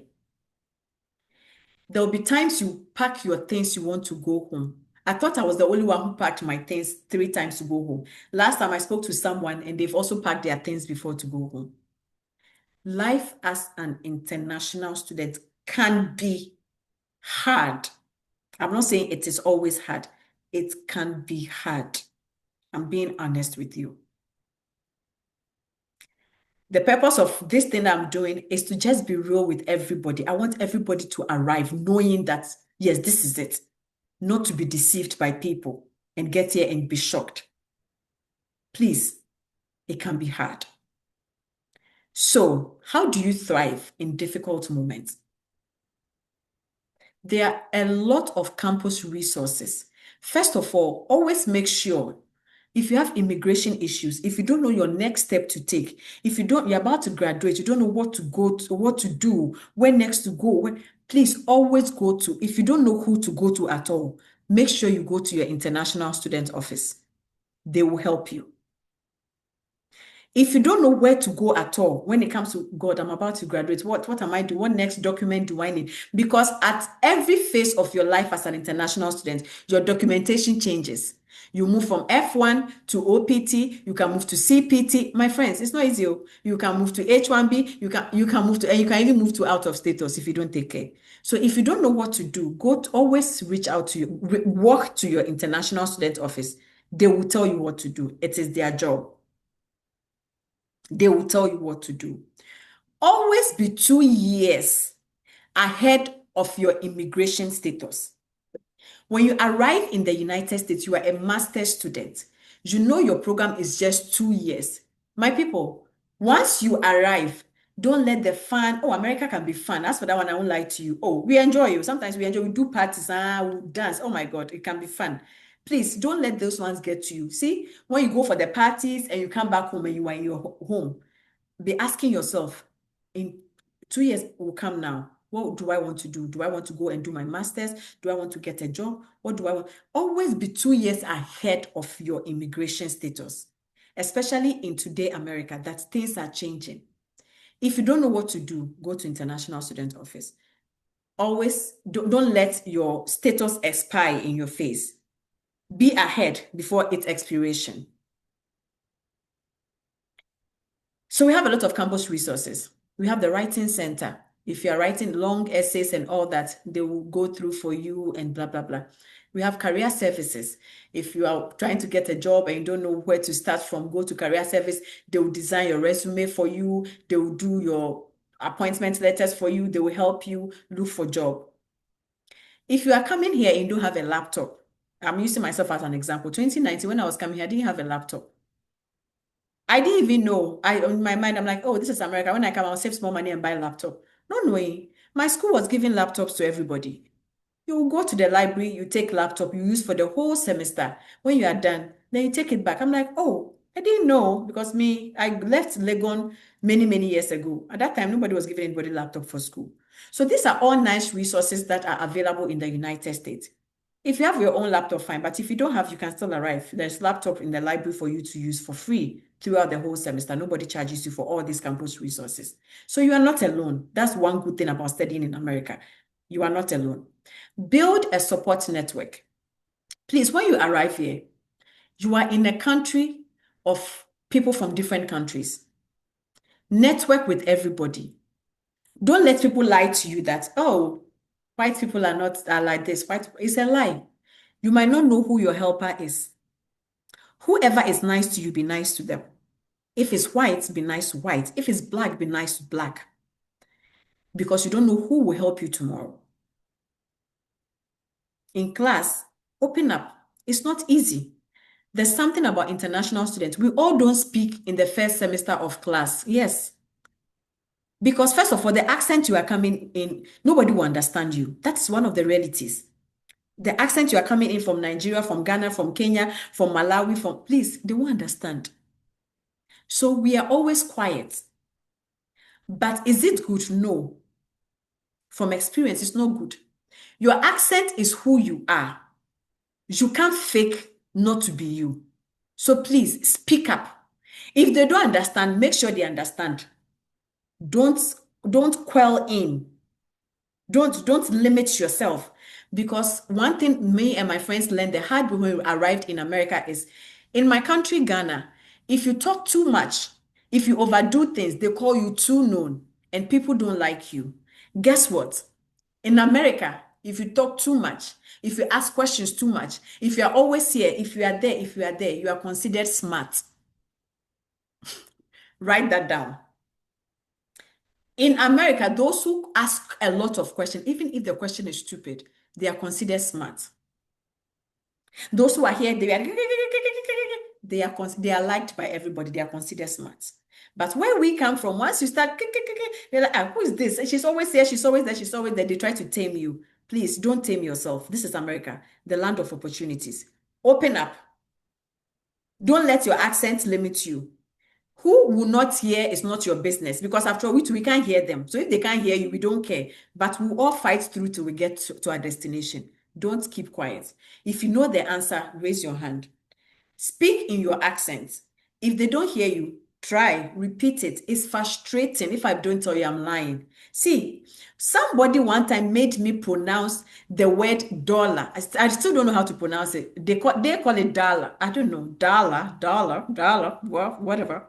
Anyways, and me, I'm from Ghana, and I said dollar. I'm holding money in front of this girl.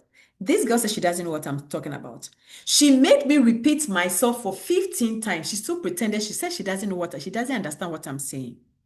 Since that day, this word, whenever I have to pronounce it, I keep quiet. It became trauma for me. So these are some of the hidden battles we fight as international students, and nobody talks about it. So yes, in class, when you are talking, people will look at you weirdly. Sometimes even your hair, the women, sometimes your natural hair. Today, what I'm wearing, you all know is wig. Tomorrow, when I have my natural hair on, they will ask me, why did your hair change overnight? Sometimes it's embarrassing. But hey, this is it. Accept it and keep it moving. Don't limit yourself, please. Balance school and fun.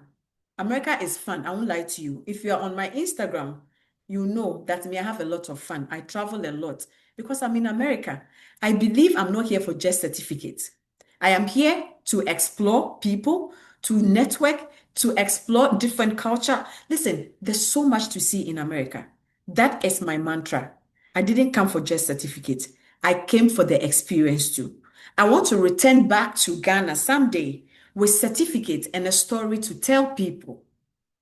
I don't want to just arrive with certificates and when they ask me, so where is the Mississippi River? After I have lived in Mississippi for 4 years, I'm like, is there a river in Mississippi called Mississippi River? No, I don't. That is me. I don't know about you, but once I know, when my father called me that, oh, now you are in Mississippi. So are you close to the Mississippi River? I'm like, what is Mississippi River? I didn't do geography, so I didn't know Mississippi River. I Googled it, and guess what? I went to see the Mississippi River. So the next time I was in Ghana, I showed him the pictures. And I told him that when I went, it was like this, it was like that, it was like that. You are here for the full package experience. You are not here to get just A and get certificate and go. If you follow me, that is the advice I give international students all the time. When there are parties, make sure you go. If Africans are organizing their parties, join organizations, join international student organizations, join Ghana African Student Organization, be there. When they are doing costume nights, be there. Whatever they are doing, have fun, because America as an international student is lonely. Travel with your friends. You don't need to be flying. Sometimes just go out and see what is happening in your city. Friday night, Saturday night, go have drinks. We are all adults.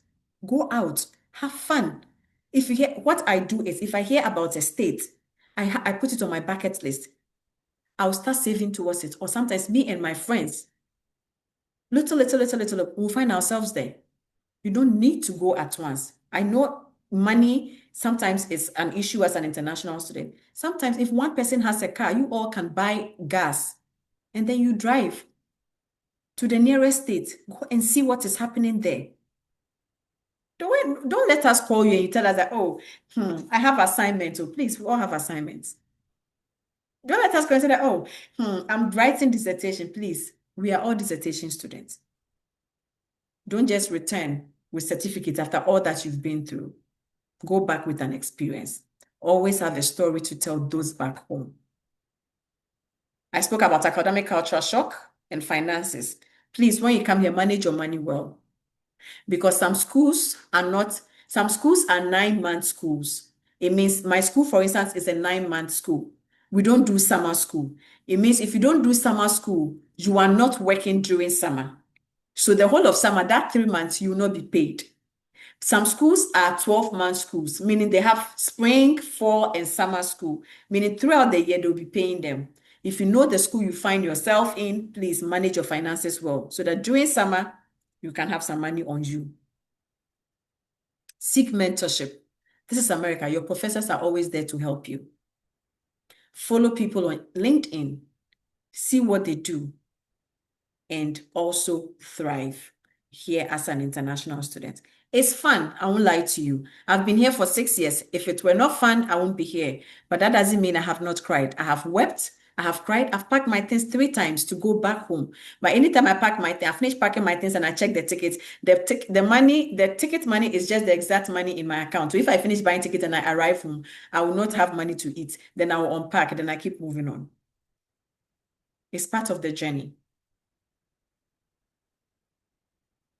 So before I wrap up, these are the key take homes. I want you to know that you are not alone. Use resources. Email department for all your questions. They will help you. Meet people on LinkedIn. They will guide you. But most importantly, reach out to the department. They will help you in your application. When you are thinking about what is a good fit, make sure that you don't consider ranking. Don't look for the school that ranks the first in America. Maybe that will not be the school that you would like. Look for a school that is a good fit for you. Is it a small school? Is it a big school? Where is it located? Is it too cold? Is it too hot? How is the department? How is the faculty? How do they attend to people?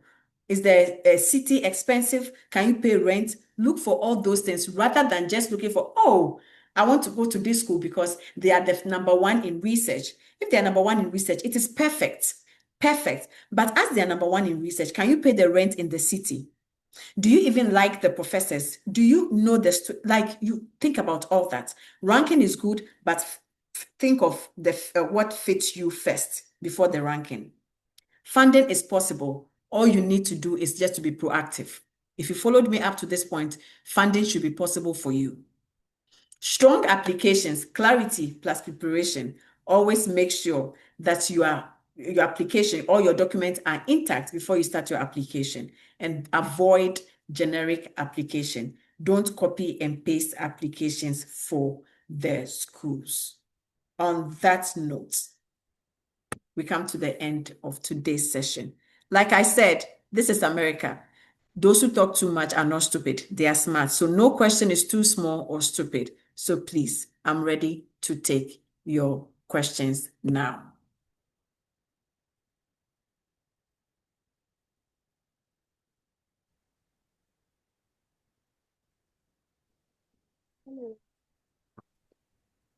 Thank you very much for this presentation.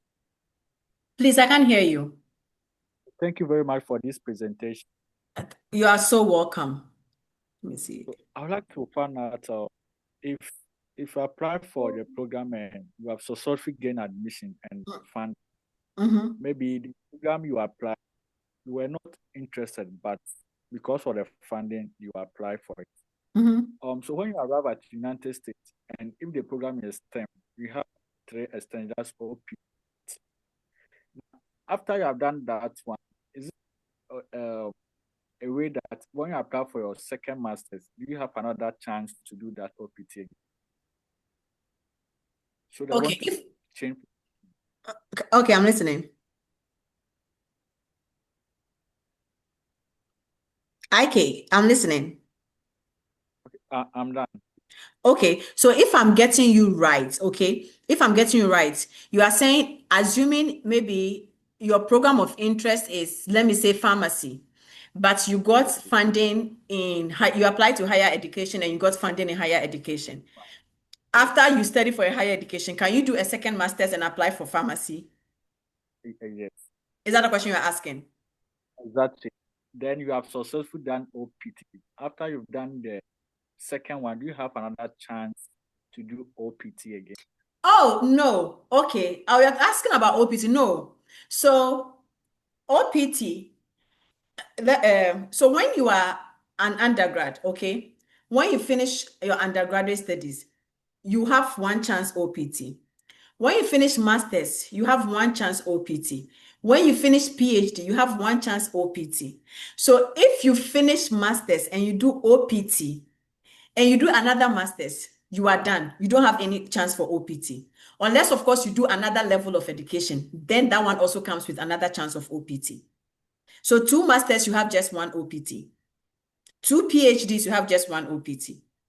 But undergrad, one OPT, masters, one OPT, PhD, one OPT. Ike, is that your question? Yes, please. Thank you. And Okay. also, what's the general advice will you give it to someone who in that situation, maybe because for the fun you selected for a program which you are not interested.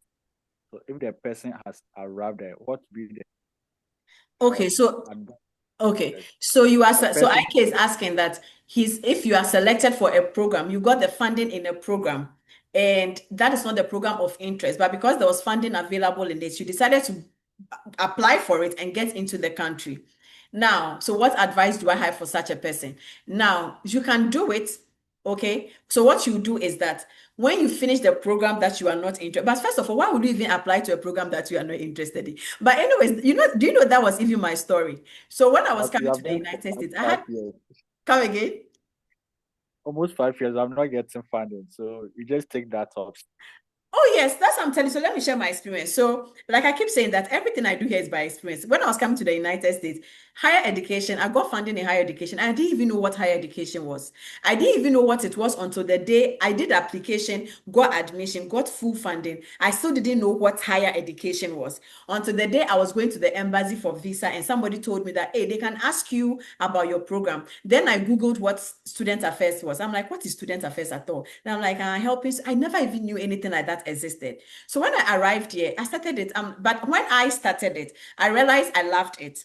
That's why I decided to do my PhD in it. So yes, it happens. So I totally understand. But in your case, you are saying that now you have funding in a program you are not interested, but you want to come in. It's okay. It's possible you will come in and you'll be like me. You might like the program you got. But do you know that one thing about American schools is they always want you to apply, when you are applying to a school, they always want to know your background. So assuming IK, your interest is criminal justice, but you've gotten admission now in full funding in higher education. And now after it, you want to go to criminal justice. Criminal justice, they will check your background to see if you have anything in criminal justice that will make you a good fit for criminal justice. So if you think that yes, you have any background that will make you a good fit for your program of interest, you can shoot your shot.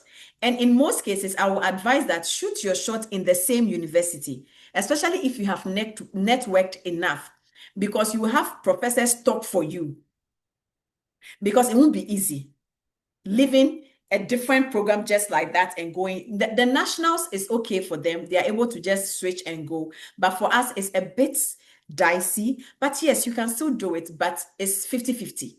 And that's why I would say that always make sure you network. You can always get an advisor from your current department to talk for you in that department. So yeah, it's possible. IK, did I answer you? Hello, IK. Okay, so please, any question? I'm taking more questions. Okay, Frank, please. Yes, thank Hello, you. Bernardine. Good evening from Ghana. I hope you are doing well. Yes, Frank, I'm doing well. Hey, Why Right. are you the Thank you president so of much. Ghana? For Legon last year. Oh, that's so cool. Okay, nice. Okay, Yeah. I'm listening. Okay. So thank you so much for the session. I've started my applications already, and most of the things you spoke about were the various stages I've gone through. So I was really impressed that I've been on the right track. And Good. then it's because of your presentation, I've been able to confirm that I'm doing the right thing. I've gone through your LinkedIn page and I realized there are a lot we may have in common in terms of our career path and the things we've been doing. Okay. So this is to let you know, I would want to send you a LinkedIn message and possibly schedule a very short meeting with you online and then take you through where I've gotten to so far in my application and possibly have you review one or two documents for me if that is fine with you. Okay. That can be fine. When are you submitting your application? Is it for this year or next year? It's for fall 2026. So Okay. I'm using a priority deadlines, which is 1st December. Okay. I will try my best. It's just that I have conferences coming up. All I right. have this, I have that, I have that, I have social Okay. media, I have all Okay. that, but I'll do my best. So just send me a message. Okay. Okay. Sure. I'll do that. All right. Okay. Thank you so much. Have a Yeah. nice day. Please, if you met me on Hello, LinkedIn, please madam. what? Yes, please. If you met me on LinkedIn, send me a review of this session. Let me know how I'm doing so that I can better myself. Send me a review. If you met me on Instagram, please DM me, give me a review. It shouldn't be good. If it's good, let me know. If it's bad, let me know. But give me a review that I can use to better myself. Give me a review on Facebook if you met me on Facebook so that I can use to better myself. It was one of the reviews from the first class that one of the reviewers was the one who told me that I should rather make a list of the other departments where you can get funding so that everybody can screenshot it. So, and then I did it. So please, your reviews are very important to me. I need it. And I need it for my portfolio too. So please don't go without it. All right. Um, Anna.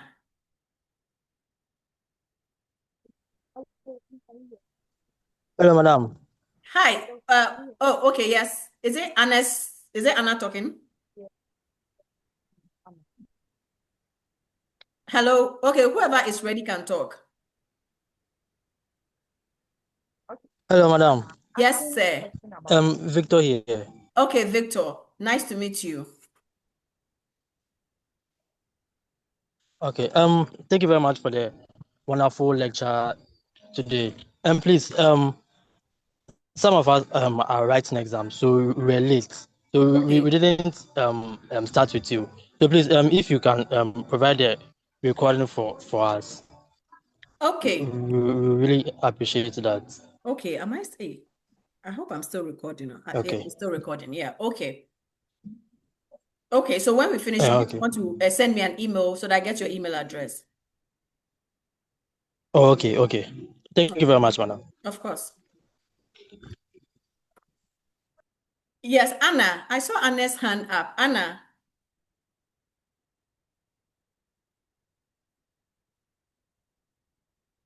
I saw Anna's hand up. Okay. Anybody too has any question? If you don't want to Can talk, you hear me? okay, I can Hello. hear you. I can hear you now.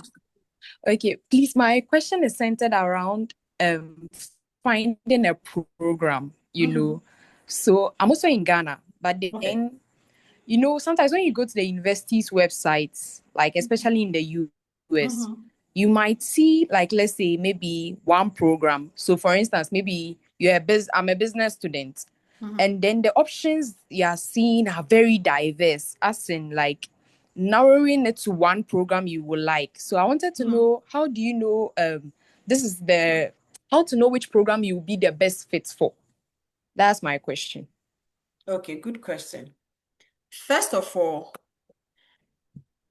nobody can tell you whether you are a good fit for the program or not. You know what you want to do. I totally understand. Like, let me use mine. In higher education, we have special education.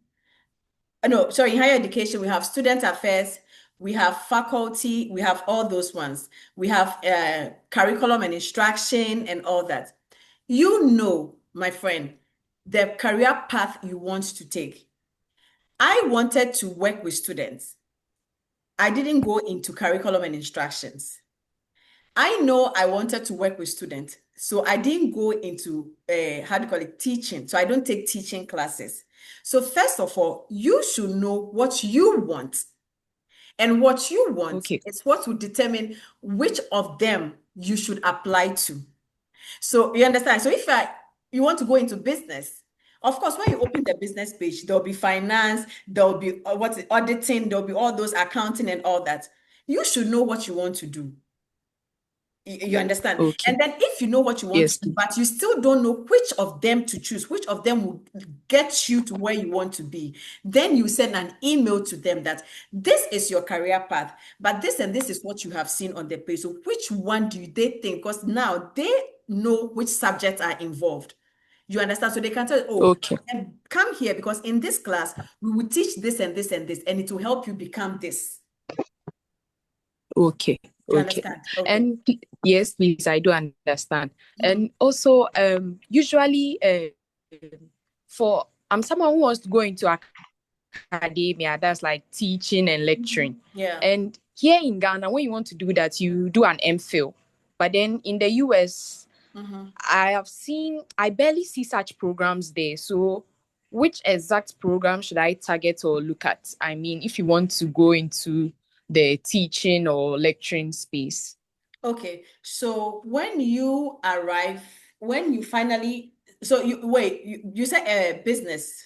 What's your field again? Yes, please. Business, Business administration, but you want to management. teach. Yes, please. You don't want to be in the office. You don't want to be in the corporate. You want No. to teach. You want to be a professor of it one day. Yes, please. Yeah. So first of all, you have to know business because before you can teach business administration, you have to know business administration. So first of all, you have to come in to study business administration. You understand? Okay. Now, during your studies here, from the first day you arrive, make sure you don't give your advisor a breathing space. Then you start telling your advisor that you want to become a professor. So they will now start guiding you on the path. You see, that's one good thing about America school.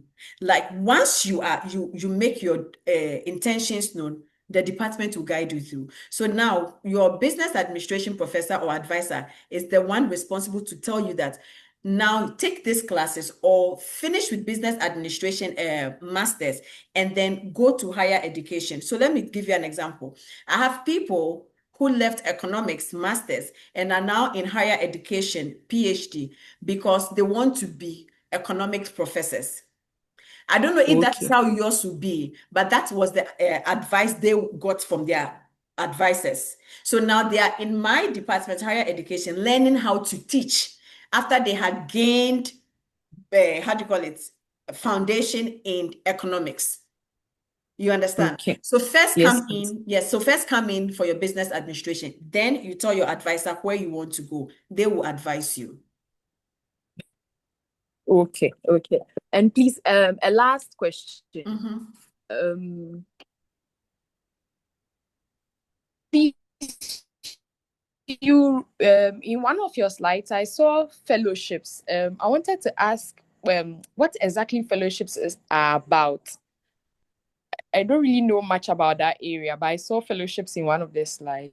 Okay, so yeah. good question. So fellowships and grants, they are all types of scholarships. They are all those small monies that you get from the department. Sometimes you don't get it. It's the advisors who get it. And if you happen to work at an advisor, maybe their money you will get. Maybe today you are doing a research for an advisor on maybe thriving in business, something, and you need money to travel.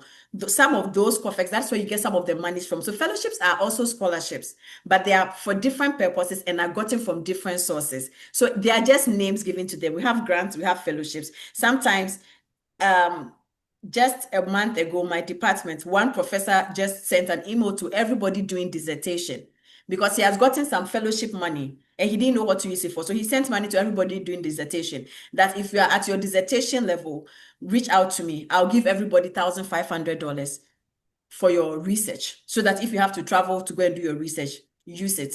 So these fellowships are just small scholarships, like they are kind of fundings, but they don't come to you directly. They come to advisors, and if it has to come to you, your advisor gives you some for academic purpose. Okay. Please, thank you. And then one last question. Okay, the last one for me. Please, if you yes, if you are going for a research assistantship, I really want to confirm, don't you need a research like experience or publication, or won't there be anything research required for that sector? Good question. And most of the time, before you become a research assistant, you should be at the PhD level. Most research assistants, you don't get it when you don't get, most of the times, you don't get it when you are a master's student. You get it when you are at the PhD level. Now, this is it. During the master's program, you definitely have done some sort of project, either a project or a research paper you have written. And usually it's like 2 to 5 pages or even just 10 pages final research paper that you did for your master's, right? If that is an interest, if they ask you, you can present such papers, like final exams that you wrote, research paper like, for your master's. But you see, you are not required to go and sit in a library and do research from Ahithophel's time, blah, blah, blah. No. And the professor you are coming to be a research assistant to needs that because they want to know what you can do. Because mind you, he will be the one paying your school fees. Okay. He wants to know what you can do. So when you present that final research exams you wrote during your master's, it is enough. You don't really need archive, not that kind of research. It is when you enter, then you start proper research. They only need a guide so that they will see that. So assuming 5 of you apply to that position. So they will ask all of you, okay, what kind of final paper did you write for your master's in this field you are interested in? So they will bring all and they will read everybody's own. Okay, she spoke about this during her master's program, blah, blah, blah, and all that. This and this and this. Well, I think this person is talking about the energy sector, more business in an energy sector. And that is where me, as a professor, I want to go. So I'd rather take this person. So do you understand? But it's not like you need like a dissertation. No. Yes, please. Yeah, sometimes it can be like 5 pages, 6 pages, something you have just done, and then they'll ask for it. Like I said, some too, they don't even ask for it. They only ask you, what is your interest? I'm like, oh, international. Oh, I want to really do a research. I had a professor who I came, he said, oh, so what are you writing? I'm like, oh, I want to do international. He's an American. He said, oh, do you know that I went to Rwanda recently? And I want to really do more for students in Rwanda. But at that time, I already had funding, so he couldn't fund me. So such a person wants me to sit with him and research more about Rwandan students coming to America. He doesn't need a paper from me. Once my interest is international student, and the first qualification for me, for that man, was because I was an international student from Africa. That was his qualification. It was enough for him. So you see these things. If you don't ask questions, you will not know. People will just mislead you. So just reach out to the department. You understand? Oh, yes, please, I do. And one last one. Hey, Anna. Okay. Okay, so you said we shouldn't consider applications whose deadlines are after 31st January, right? Yes, ma'am. So what should be the months you should be looking at your applications, like the best times to apply if you are not going? Because sometimes you see sometimes when you're on LinkedIn, you see some people gain admission in certain months, and you like sometimes the timing confuses me. As in, like, when you are supposed to start with that. That's my question. Okay. So it's 2 things. No, it's even 3 things. We have fall. We have spring. We have fall semester. We have spring semester. Some schools have summer semester. So if you see them getting admission at odd months or in odd months, the question you should ask yourself is, which intake are they? Are they fall intakes? Are they summer intakes? Or are they spring intakes? So sometimes you see somebody getting admission in maybe in June or something like that. Maybe they are summer intakes. You see somebody getting admission in April. Okay. You understand? You see somebody getting admission in April. Yes, let me use April. Maybe the person is a summer intake. So the person will even start, you understand? But you are coming in as a fall intake. And with the intakes, before somebody asks me, how will I know which of the intakes I should be? Before you know which of the intakes you should be, it's very simple. Ask your department. So when you start the application, you even see it, you don't even need to ask. They write it there that, oh, for MSc in bio, what did the person say? Bio health or whatever. We take for only spring. Yeah. Sometimes they'll also write it there that we take for only Okay. summer. It is written there. You don't even need to ask. It's always written on the website. Then you know. So your question, you should ask yourself what you saw on LinkedIn. Which intake is the person? But Okay. in 90% of the cases, we internationals, and most of us, we all come for fall. That is August. We all come for fall, August. So if that is the intake you are, make sure you don't exceed 31st January, because even in Ghana, now you have to buy date. So by the time you buy date and they give you July, sister, when are you coming? You understand? Yeah. So you start Yes, early, please. you work on your funding early, and then you come. Okay. Mm. Thank you so much. I'm done with my questions. Thank you so much. All right, thank you too. All right, we take Derek then Thomas. Hello, thank you very much for the presentation Thank and you. then the answers to the Please question. reviews. So leave me reviews, please. I need it. Okay, regarding the reviews, are you going to make a post that we are going to comment on? No, like just DM me. If you met me on LinkedIn, just DM me. Send me a LinkedIn, a So DM, with LinkedIn, I Facebook, think Instagram, whichever one. Yeah. we'd have to be connected before we'll be able to send you messages. Oh, how did you meet me? I think I saw someone like your post and then I followed Oh, okay. Yeah. So just go on my post, wherever, on LinkedIn or Facebook. on LinkedIn. Yeah. So just click and then just send me a message, or just All send right, just send me an invite to connect. That's it. all right, all right. Okay. Yeah. So that from there to me and you, we can be friends. Or you don't want to be my friend. Oh, I do. Yeah. So we connect and then yeah. All right. So your All question. right. Yes, I think there are two. The first one, for most SOPs, Mm-hmm. they require that you show your interest or you talk about your interest. Mm-hmm. How specific should your interest be? Should it be like a specific research topic that you want to research into? Or it could be talking about it generally, like I am interested in, say, reproductive health or maternal and child health, Yeah. things like that. Or you could go like, I want to, in my dissertation, I would want to look into specific things regarding this particular population in reproductive health. Mm-hmm. That's the first question. So you will tell them that this is it, right? And that one is just one sentence. When you tell them that you are interested in looking into how whatever reproductive health, then you start talking. How did you get here? What interests? What interests you? How you have built upon yourself all this while? That makes you a good fit. That if they take you, you definitely become that thing. You tell them how you even go to that's how I was telling you, go to the extent of telling them that this is what you want to do and what you know about the department that you think will help you achieve that goal.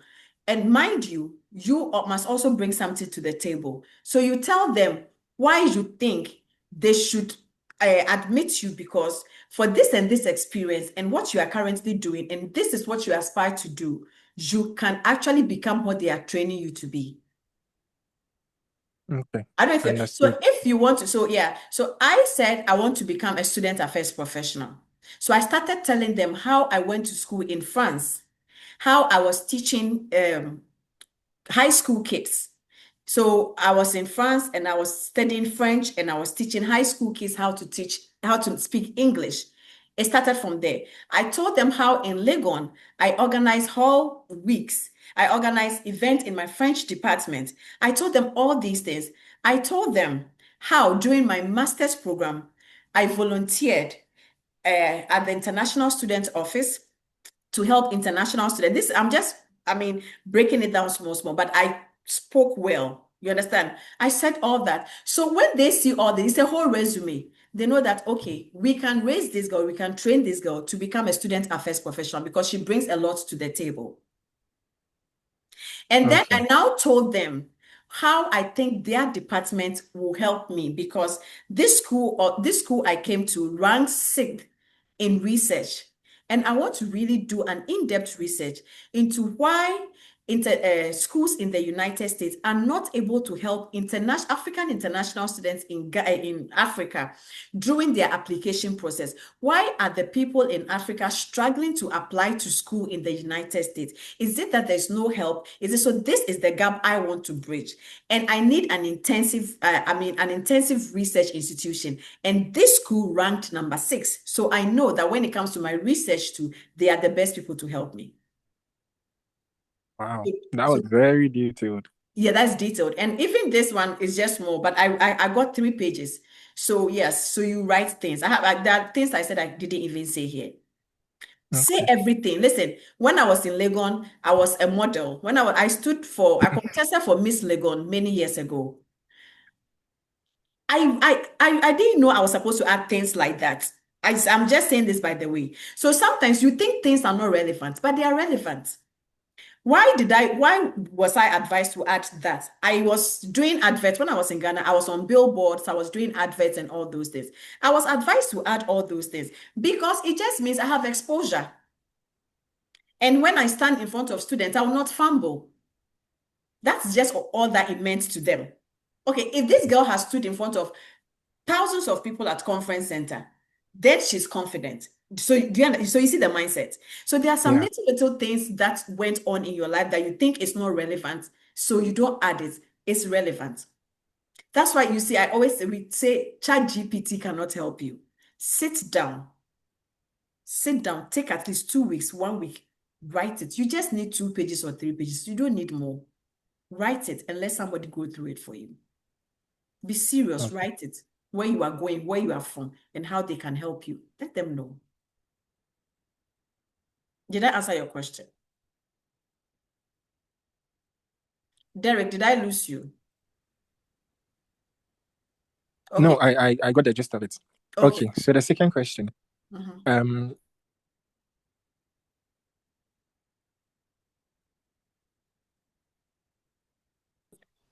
For some of the schools I'm applying, at least 2. And for those that require 3 of them, I've managed to get 2 recommenders already. Okay. Derek, your line is breaking. Ready. The last one is proven inquiry. I've learned that that's how the person is. The person may not actually deliver on time. But the thing is,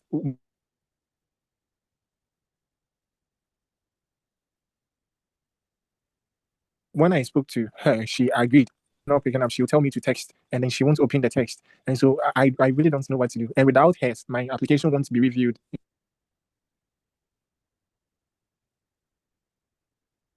Derek, please, okay, we are losing Derek. Thomas, can you ask your question? When Derek comes back, I'm so worried. Did you get Derek, are you back now? Oh, sorry. I thought you we were all lost you. Okay, I was saying that for most of the schools I'm applying to, can you hear me? Yes. Oh, okay. For most of the schools I'm applying to, a number of them they require at least 3, at least 2, and some of them 3. And I've managed to get 2 of them to send theirs, and then the last one is proving difficult. Stubborn. Okay. Yes, I'll call her and she'll be like, text me. I'll text and she won't open the message. And I don't want it to be like I'm pressuring her or I don't know. Okay. But then the deadline is November 1 for some of the schools, at least 2 of them that I have spent, I've actually paid for. And you see the dollar CD, it's and so I'm wondering if I should take her out and then add another person and plead with them that someone has disappointed me. I really don't know what to do now. And then from inquiry, those that have had encounter with her, they say that she does that sometimes. And so at this point, I'm so confused. What do I do? How do I handle her? Okay, Derek. One thing you should never do in life is to let people waste your time. Life is very short. Please delete her and put somebody else in there if you have another person. So just let somebody else do it for you. Why would you let one person waste your opportunity to get a school in the United States? And also, secondly, first of all, delete her, put somebody in. Don't let her waste your time. Secondly, if that is what is happening, the time is approaching, email your coordinator of the program. Tell them that this is the situation going on. And so you are trying to change and get somebody else, or what do they think, or blah, blah, blah, and all that. Let them advise you. If they give you the go ahead, change, throw her somewhere and get somebody else. Let me use myself as an example again. When I was coming in for my PhD, they needed 3 recommenders. I submitted 3 recommenders. They sent them all emails. Only 2 came back. As at the day of the deadline, the 3rd person had not responded. So I picked a phone. Me, I was in the United States, so it was easy for me to call. If you're in Ghana, please send email. It will help you. I picked an email, called the advisor. I'm like, sir, only 2 people have responded. 1 hasn't. And then you know what he told me? He said, your application documents have given us enough reason that 1 recommendation cannot spoil anything. Do you understand? That's why I keep telling Yeah. people that reach out to the department. They know what they want. You see, if I hadn't called the department, I'll be there. I'll be thinking, oh my God, one person. But when the man said, we've reviewed your application and we have a lot of reasons to take you than 1 recommendation. So just let it be. So instead of 3, 1 person was empty and they still took me. So Oh you my don't know God. what they want. Sometimes it's not hard. Just reach out to them. Okay. Yeah, just reach out. Tell them that is the situation you want to change. If they say yes, fine. If they say 2 is fine, then move on. All right. All right. So Thank you very much. do that by Monday. Okay. Thomas. All right, so thank you very much. So for Derek's own, I think I can assist him. So I do have a professional email that I used to assist students. Like I used to have students provide recommendation letter for students and other stuff. So I think I can assist him on that score if only he's interested. Okay, Derek, over to you. If only you are interested. One, I hope it's genuine. I hope he won't get it and then they will bounce him. So if only it's genuine, Derek, you want to reach out to him. I don't know how you can. Maybe send private text messages to each other here before the session goes off. Exactly, Yeah. exactly. So you can reach out to me on LinkedIn. My name is there, Thomas Opon. Okay, same name, yeah. Exactly. Professor or something. All right then. I will That's contact you and see. what I'm asking. That I hope it's genuine. Are you a professor? Do you do it for people? Oh If no, not, no. I'm not a professor, but it's like an NGO that we are managing, and then I'm a head of department. so you give it to him as he has worked for you before, or what? As a volunteer, yeah. Oh, as like a volunteer. Okay. Yes, please. Okay. Yes, please. The question is, okay, so Derek, before you take that leap, talk to your department first. Tell Sure. them you have an NGO you have volunteered in before. Would they accept it? Is it something they want? Then you reach out to Thomas. Maybe they don't need volunteerism from anywhere. Maybe to the need. So talk to anyhow, make sure you reach out to your department on Monday before you take any step. Either in a form of volunteer or as an internship. I think we've done it before, so it helps. So please, my question has to do with, as international students, application fee has always become a barrier. So is it advisable to reach out to your faculty to ask for application fee waiver? And if it is, if that one is accepted, does it have any chances of affecting your admission? Because I've heard some people say that if you request for application fee waiver, the chances of you being admitted is low. So I want to know whether that one is true. Thank you. If I got you, I was reading a comment. So wait. Okay, so Mr. Opon, you are getting market here. Oh, I see. You have to bring me commission. That's just by the way. Anyway, if I'm getting you right, you're talking about application fee waiver. Yes, some departments, not the schools, some specific department, they waive application, and sometimes it's just for a period of time. So if you are not vigilant, the time will pass by. Sometimes you'll be there, and some schools will say from this whole week, all those who submit the application is free application. It happens. Even my department, they do it all the time. I know they'll do it again in November in my department. Like they just give 1 week that whoever submits the application by this time is free for them. So yes, some schools, some departments do waiver, but it's not compulsory in every school. And yes, you can also send an email, but don't expect it to be a guaranteed answer that yes, they will waive it for you or not. Sometimes you send and they'll tell you that they are sorry, they can't waive it, but you can shoot your shot.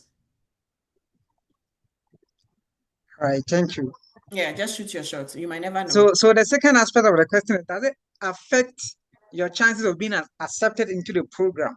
Oh, Like in how? case we've been given the application fee waiver. So I've heard some people say that because you are requesting for a waiver, they might probably be saying that if this small amount you cannot pay, how much more, like giving admission, like you'll be able to pay your fees. Yeah. So that's the question. Thomas, let me ask you a question. The people who said that, where are they? Are they in Ghana or they are in America? I think most of them are in Ghana. Okay, then you've answered my question. And I know I have also answered your question just by laughing, right? Exactly. Okay, thank you. Thank you very much. Because you can't sit in Ghana and be advising that it will, had they come before? Did they do it? Had they applied to school before? So they haven't applied to school. They haven't gotten a waiver issue before. Why would they be the ones advising you? And no, it is never true. If it were true, what the waiver, why they give the waiver is sometimes they know that application fee is a problem. So the reason why they give the waiver, and I'm saying this from experience because last year I was on the panel for preview day. My department honored me. I was on the panel for preview day for some international and nationals who wanted to apply to the school. So I know about this waiver thing. Why they give the waiver is sometimes it's just an incentive. They're just enticing you because they want you to apply to the department. So it's just an incentive. They're just enticing you. Oh, we are giving free application. Do you think of the number? Can you imagine the number of people who submit applications this week if they announce on TV that, oh, University of so and so is giving free application? Have you thought about that? So it's just an incentive. They are just using it to call people. It doesn't consider, nobody cares about. When they are doing the screening, your application fee is not in front of them. So how would they even remember that this boy didn't pay application fees? Please don't let people in Ghana deceive you. Reach out to the schools or reach out to me on social media. Next question. So I'm come to call Naomi, but before then, there's a question here from Emanuela. Please, I have emailed professors for 2 years with no response. Why would you be emailing professors for 2 years? I want to switch to a related program that doesn't require an advisor's recommendation, and GA opportunities are available there. Please, the question is, can I change my program to my preferred program after my first year? That is a tough one. Yes, you can, and no, you can't.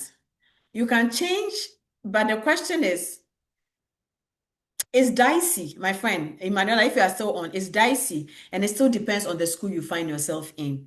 The best way is you will come in, finish the first one. If it's a master's, hopefully it's not PhD that you waste 5 years. If it's 2 years, you can finish the first one, then you don't do your OPT, then at once you just go into your preferred program. When you are done with your preferred program, you use your preferred certificate to apply for the job you want. You can do that one, but coming in and 1 year later switching to another one, it doesn't look beautiful. I don't think you will get it that way. So just finish one and go on to one.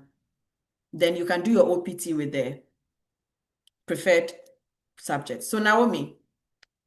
And also, Emanuela, please stop emailing professors for 2 years. 2 years is a lot. Why are you wasting your life? 2 years is a lot. Move on to another professor. What exactly is the question? Don't email professors. Email the department. Find a school. Email the department and ask them what they want from you. Don't just imagine and start emailing professors who are not minding you.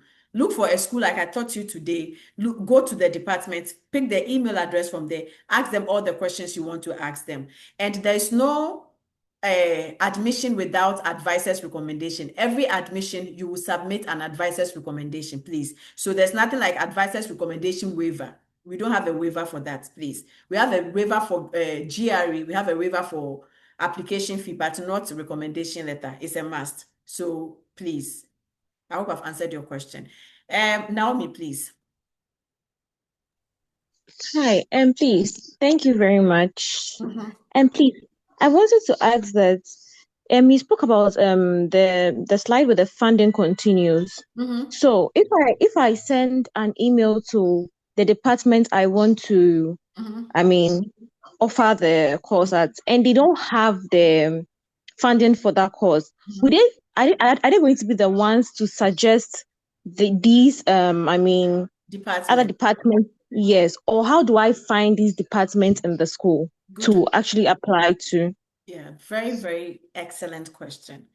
So when you get admission and your department tells you that we don't have money for you, then that is it. They don't have money for you. They have nothing else to do. They will not get involved. Unless, of course, during your application process or something, like there was a professor who really liked you and has interest in your case, not like your research, but has interest in you, the human being yourself. Let me give an example. Last year, for some strange reasons, I was just getting funding for people. I don't even know how I was getting it. I'll be there, I'll see an email, they say funding. I'll call somebody, do you need funding? I'll get it. I'll give it. Like, I was getting funding left, right, center. I didn't even know how. I was even new in the school. I was just seeing it. So one day I was there and some of my professors, two of them, they called me and I went, they were like, hey, we hear you are getting funding for, I'm like, no, I'm not getting funding for people. I just see it and I call people. And then look at it, why I'm saying this. And there was a Nigerian girl they had admitted to my department. For some strange reasons, my professors, two of them, were just interested in the girl. Like one lady, one man. Like they were just interested in the girl being in the department. You understand? She didn't come with research, nothing. But they just wanted this Nigerian girl in the department. And they didn't have money for her. And they've heard I was getting funding for which I wasn't getting. So they called me that they were doing everything to get funding for her. So they were like, Bernadine, wherever you get your funding for, please, when you get another one, please bring it to us. We want to give it to this girl. So you see, there will be professors who will be interested in your case. Why? Because my department was trying to go into diversity. You understand? So it's possible that the people they have admitted, this is the only international student. So they didn't want to lose her in the department. So you see, so there's so many things that happen behind the scene in the department that you don't know. That's why I say don't let friends advise you in Ghana. Reach out to the department. So it's possible that they can do it. And sometimes it's possible that they will not do it. So you now answer your question. So in case they don't have interest in helping you out, there are two major departments that you have to reach out to, and they will advise you about all these ones so that you don't go about emailing everybody. These are the two departments. You want to write it down: the graduate school and the financial aid department. Email the graduate school, email the financial aid department. You can bombard them with emails as many as you want. That, hey, my name is so and so. I just got admission to the Department of Pharmacy. I just got admission to the Department of Higher Education, but I didn't get funding to study for so and so academic year. I'd like to know if there are some funding opportunities available. So with graduate school, they know every graduate funding that is available on campus.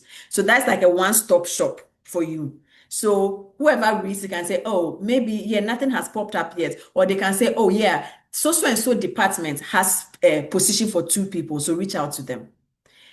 Financial aid too does the same thing. Financial aid too, when you reach out and they say, oh, yeah, the Office of Student Conduct need one person. Reach out to them. So these are the two one-stop shops you can, so that you don't go about everywhere. Graduate school and financial aid. Another thing too is that you yourself, you can go on the school's website, go to the financial aid website. If these departments have fundings available, they bring it to financial aid and graduate school, and these two websites releases it on their website. So when you go to financial aid department, you see the departments that are giving out funding. So they'll write it there. Graduate assistantship needed, graduate assistance needed, graduate assistance needed. You read about it, you apply to them. But if nothing is showing up there, reach out to the department directly, these two.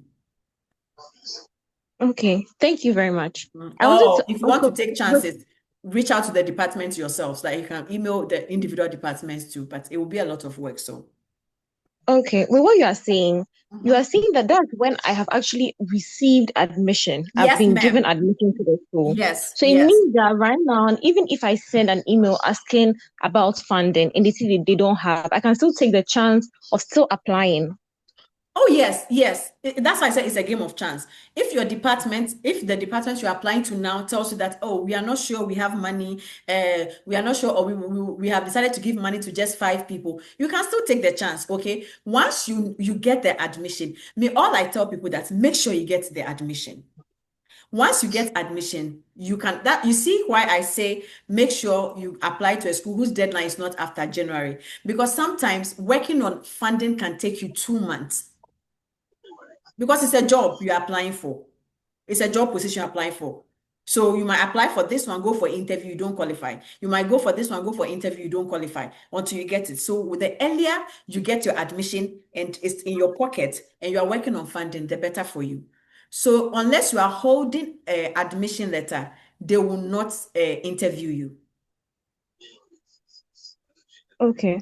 Did I answer your And question? please, yes, please, you did. And please, you just gave us in school what's it called? Funding. How about external? Because I've also noticed that if you're not careful, you can get scammed with external ones. You don't really know which one is legit. So do you have any or do you Advice. know of any websites or anything that you think that they actually give external funding Okay. that we can look at? I like all your questions, Naomi. Honestly, I'll be honest with you. Because you are saying the things I forgot to say. Please, Naomi, don't take external funding. Let me explain. If you take external funding, I know there's the M Fund. There are some names. I know some names. Let me tell you, those who took all those things and they arrived here, they are in my DMs crying every day. Why? Because when you take external, it means you have no relation with the school. So those people, what are they giving you? If they're paying just your school fees, how will you eat? How will you pay your rent? How will you attend conferences? So you see the disadvantage. When I was in March, I have a friend who had admission and she got one of these. Is it M Fund? It has a name. I told her, Madam, reject it. It was a lot of money for school fees. I'm like, reject it. Why won't you reject it? Because you see it to be a lot of money. You realize that after you used to pay school fees, you are left with zero. Now you don't have a job. How will you pay your rent? How will you eat? How will you pay all these hidden charges I told you about? Unless, of course, the external funding will pay your rent, give you food, give you job, give you all these things, then fine. But if not, no. Make sure you get your funding inside the school. Then your full school fees will be paid. You have a permanent job. You know that every 2 weeks, money is coming into your account. You are attending professional conferences, building your professional resume, and building yourself. It's a full package, and it's very common. So, did I answer you? Yes, please. Please, my last question about funding. So if I should get admission, like for the next course, and I don't get funding, can I write to the school to defer me Oh, yeah. for like a year to now look for funding? Oh, yeah. You can even And defer 2 within that times. period, can I still be like emailing them to ask if maybe there is like money available or something like that? Yeah. So good question. So when you defer, you see, when you realize that you are getting to the point that school is about to start and you don't have funding, don't fret. Just write an email and defer. As a matter of fact, I think you can defer 2 times, but that's not your portion. Just defer once. Take your time. When school is settled in the semester, start writing, start emailing all these department career services, start emailing even your professors. You tell them that they shouldn't forget you in case they get there's a funding that, because you'll be there, funding will just pop up. Because fundings I got for people. One time I was just sitting here. I was on my phone. I was actually on Instagram. Then I saw an email just dropped funding. They said, who is interested in, like, there's a funding. Then I just called the friend. He is already here and he had issues with his funding. I'm like, hey, go to this department right now. They're looking for somebody to give money to. And he went, and that's how he got it. So fundings, some pop up in the middle of the semester. So yes, you can still, when you defer, then you take your time. Then you see that the good thing about that one is you have a whole year to work on it. So you don't give them rest. You keep emailing, like don't be a nuisance though, but you have a whole year to do that. Yes, you can.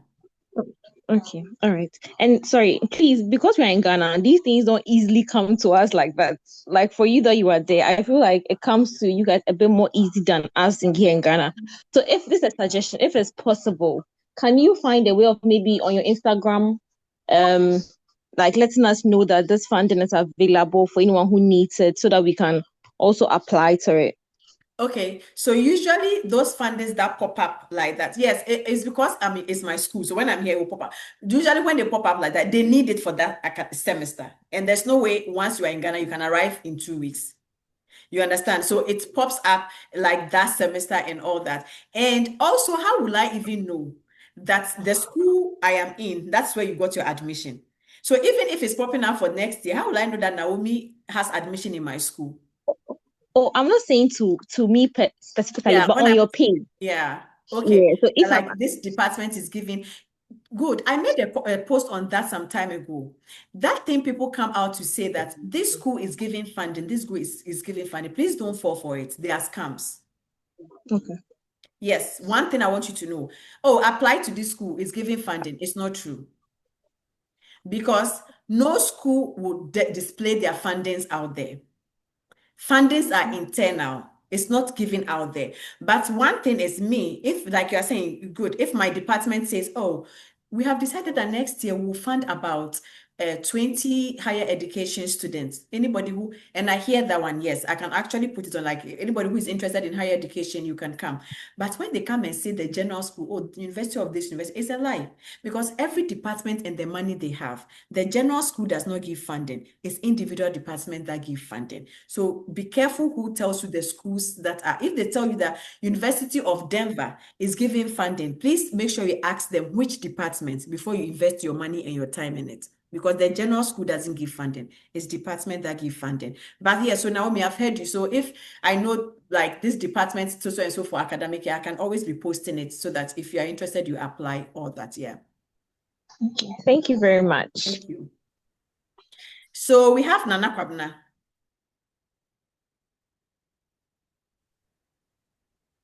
Okay, please, thank you very much. Of course, Nana Kwabna.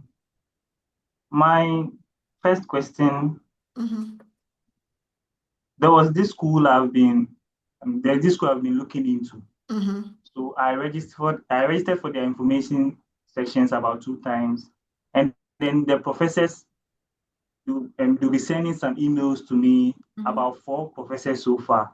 Some are admissions officers and others. I want to ask, is it bad to be speaking to about 4 professors of the same program, like your department at the same time? This one, you're speaking to this one, and then at the same time, another person, about 4 different at the same time. Is it right or is it bad? But why do I even have a feeling you are being scammed? What is the name of the university? DePaul in Chicago. DePaul is a private university. Yeah, I saw it. It popped up in one of the searches. So DePaul University, first of all, it's not bad to talk to, but you see, it's a private institution. Do you understand? Yes, Is it not private? yes, please, it is. But Yes. I have Mhm. a personal, someone I know who is there on funding. So that person is kind of Yes, yes. the So reason why. you are applying there. Okay. No, so it's not bad. So my question is, these professors, are they all in the same department or they are different departments? In the same department. So why are 4 professors like talking to you at the same time? What question are they asking you?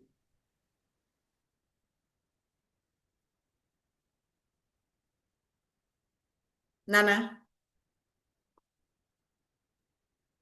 Did we lose Nana?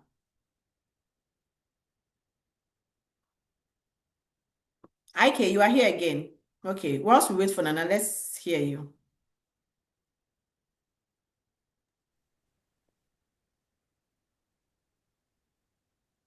Please, can you hear me? Yes, sir, I can hear you.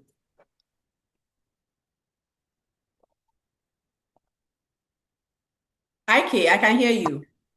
Oh, okay. Thank you very much. Please, for the review, I'm just suggesting, can you maybe create a template so that we can fill it and give a response to you? Okay, then I guess but okay, let me create a Google Doc. Okay. And also, can I have your personal email? Oh, my personal email. That's what I used to send you email today. Okay. Well, when I got to it, I was on a group page and Oh, so you didn't receive my email. Okay. no. Oh, yeah, I can share. Don't worry, I can share my personal email. Let me put it here for everybody. It's my personal phone number I don't share because life is very busy. So, but my here. Okay. So this is my I have another personal. question. Come I again. have a question to prompt. I Okay, have yeah, a yes. question. Yes, my personal Okay, email. so I've just posted it. okay. Is it acceptable for your recommender who used to work with you but has resigned and moved to a different company to recommend you using their letterheadings to sign? Yes, because that is where the person currently works. So the person will definitely state that when I was working with him in so and so company, because don't forget that then his new company is not on your resume. So he can't say you worked with him in his new company, but he has to let them know that when he was working with you in so and so company between the years so and so.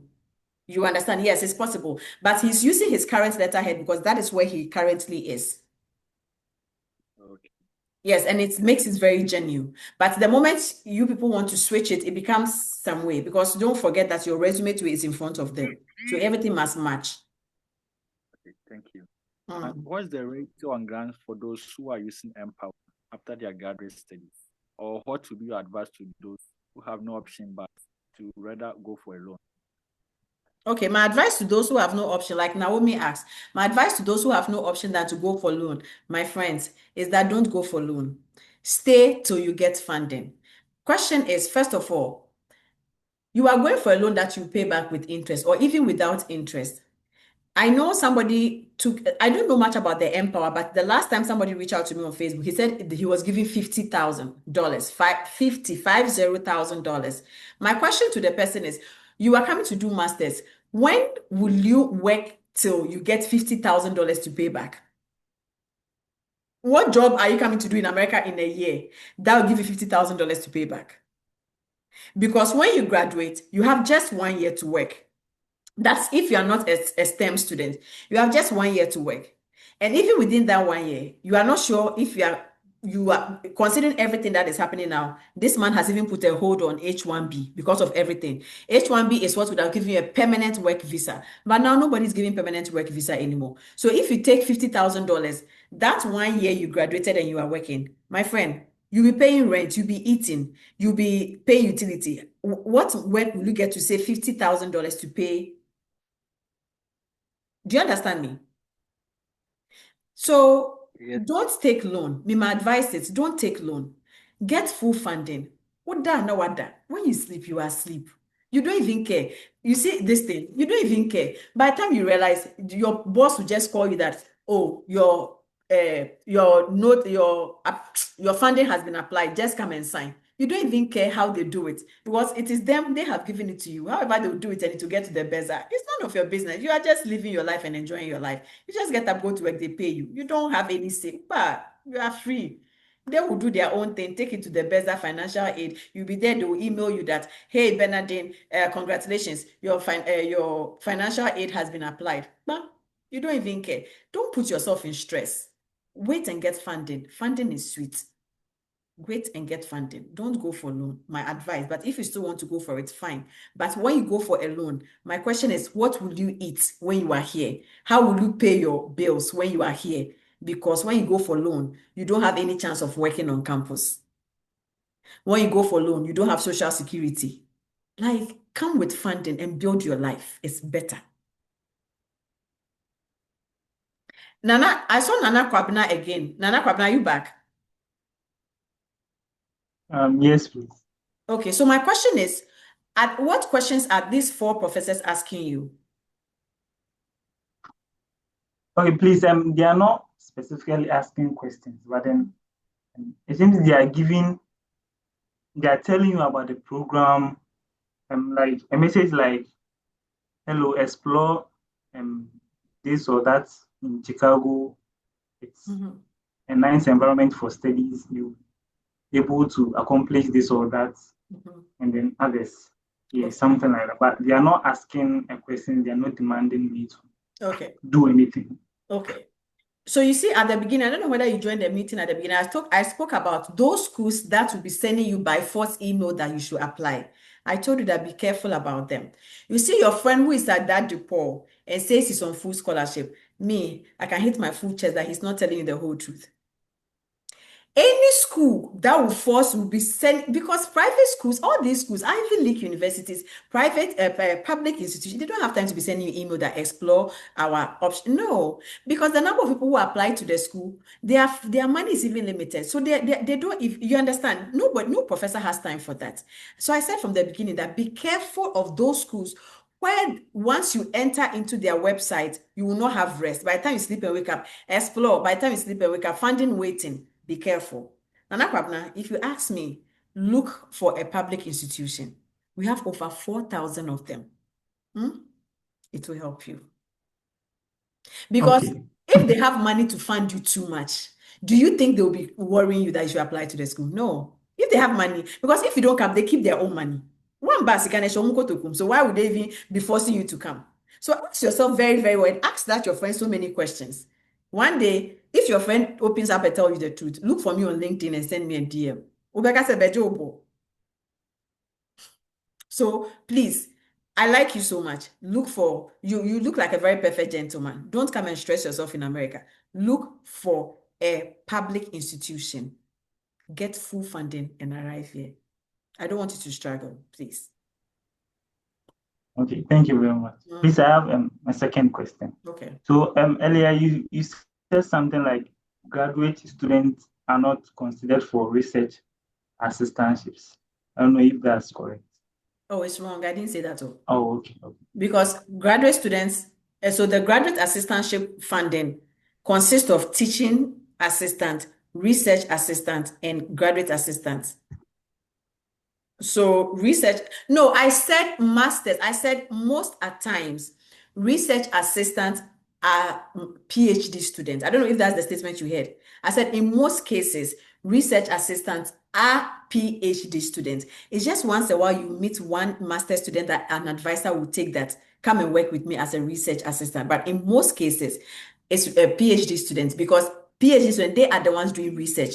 They will write dissertation. So they start with the professor from the scratch. That is what I said. So most PhD students get research assistants than master students. Oh, okay. You understand? Yeah. Yes, please. Okay. Please, do we have more questions? Yeah. I think this is for a friend. If one's visa is denied, can the person inform the school? Just like if one doesn't get funding, he or she can, defer or something like that, and later, if that's possible. Yes. So when you go for interview, okay, and you didn't get the funding, the first people you have to reach out to is International Student Office. So in fact, once you are sending the email to the International Student Office, just copy your department, whoever is in charge in your department, on it. So the two of them must have it, because the two of them will work on your deferment. International Students Office are the ones who will take you through the process and everything. When you don't get it, they will tell you, okay, then keep this document here, do this document here, sign this. I mean, they will take you through all that so that you'll be safe. You understand? Okay. Yes. So yes, tell your friend to reach out to the International Student Office, and then they will help you if you don't get your visa. All right. Thank you. Yeah. Please, I'm accepting more questions. If you are accepting more, let me add one. Sometimes when you go to the departmental website, you can see a number of scholarships, maybe Joshua M and something scholarships, this and this scholarships. You check the eligibility, and then sometimes about 2 or 3 of them you are eligible, and then you have to apply for them, those kind of scholarships. Sometimes, often most of them are not fully funded. They are just some waivers they give. Is it advisable to apply to, let's say, if you're eligible for like 3 of those kind of scholarships on the departmental website, you can apply to maybe 2 or 3 and then see if you can add up and then I just want to Okay. find out. No, I understand. I understand what you mean. So if only what you are talking about, if only the kind of funding you are talking about is the kind of funding I spoke about, which is graduate assistantship, then yes, I told you graduate assistantship is a job, right? I told you. Okay, so I've let so that's the link for the review. So I told you graduate assistantship is a job.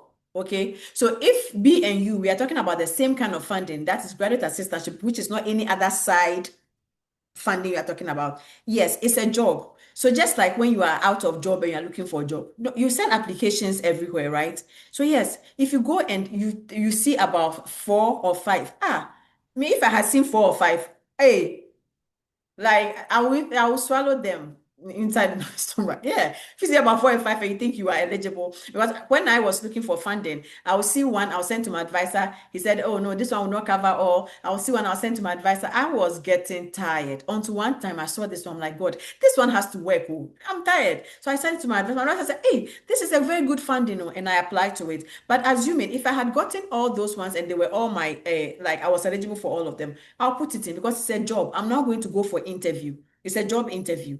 So I'll shoot my shot so that even if one takes or 2 takes, have you ever heard somebody said, oh, I got 2 different scholarships and they are now yet to choose one? Yes. So you can interview for the 2, you get with housing, you get to another place. Then now you sit down and say, which one should I choose? Hey, housing will give me a job. Let me go to housing. Or maybe you didn't even get housing, you got maybe graduate school and maybe career services. You say that graduate school is giving me funding, meaning I'll go and work with them. Career services give me funding, I'll go and work with them. Which one should I choose? Oh, that's a career for no more face near and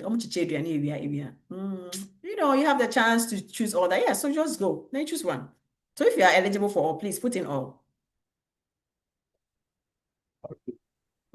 If only you are eligible to it. So if you see the how do you call it? If you see the fundings on the website of financial aid and all those places, if you are not sure whether you are eligible or not, because sometimes you don't even know the number of classes you'll be taking, you can just send it to whoever your program coordinator is or your advisor and ask, say, I saw this, or madam, I saw this. Am I eligible to apply to it? Because you don't want to waste your time. Because sometimes it will cover for just 2 classes once you are taking 3 classes. You understand? So you have to, and it's still full funding because there are people who take 2 classes. So it's still full funding. But my school, I have to take 3 classes. So all the other ones I saw and my professor told me, oh no, you are not eligible because it's covering just 2 classes. I couldn't take it. So you have to just forward it to them. I saw this on the financial aid website, graduate school website. Am I eligible? Can I apply? Then you do. Okay? Okay. Kofi Bonsu.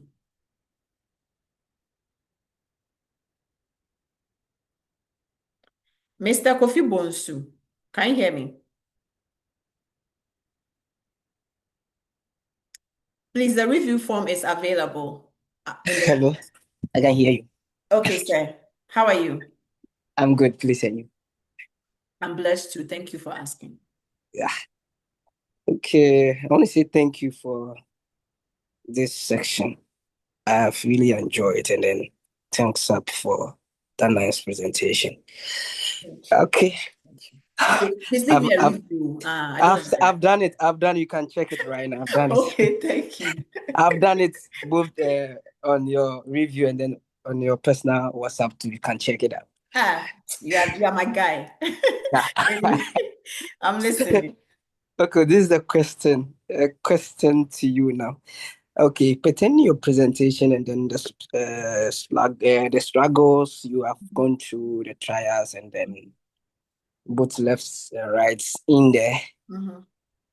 According to you, first attempt, second attempt, third one, you parked, you want to move, park, you want to move, park, you want to move.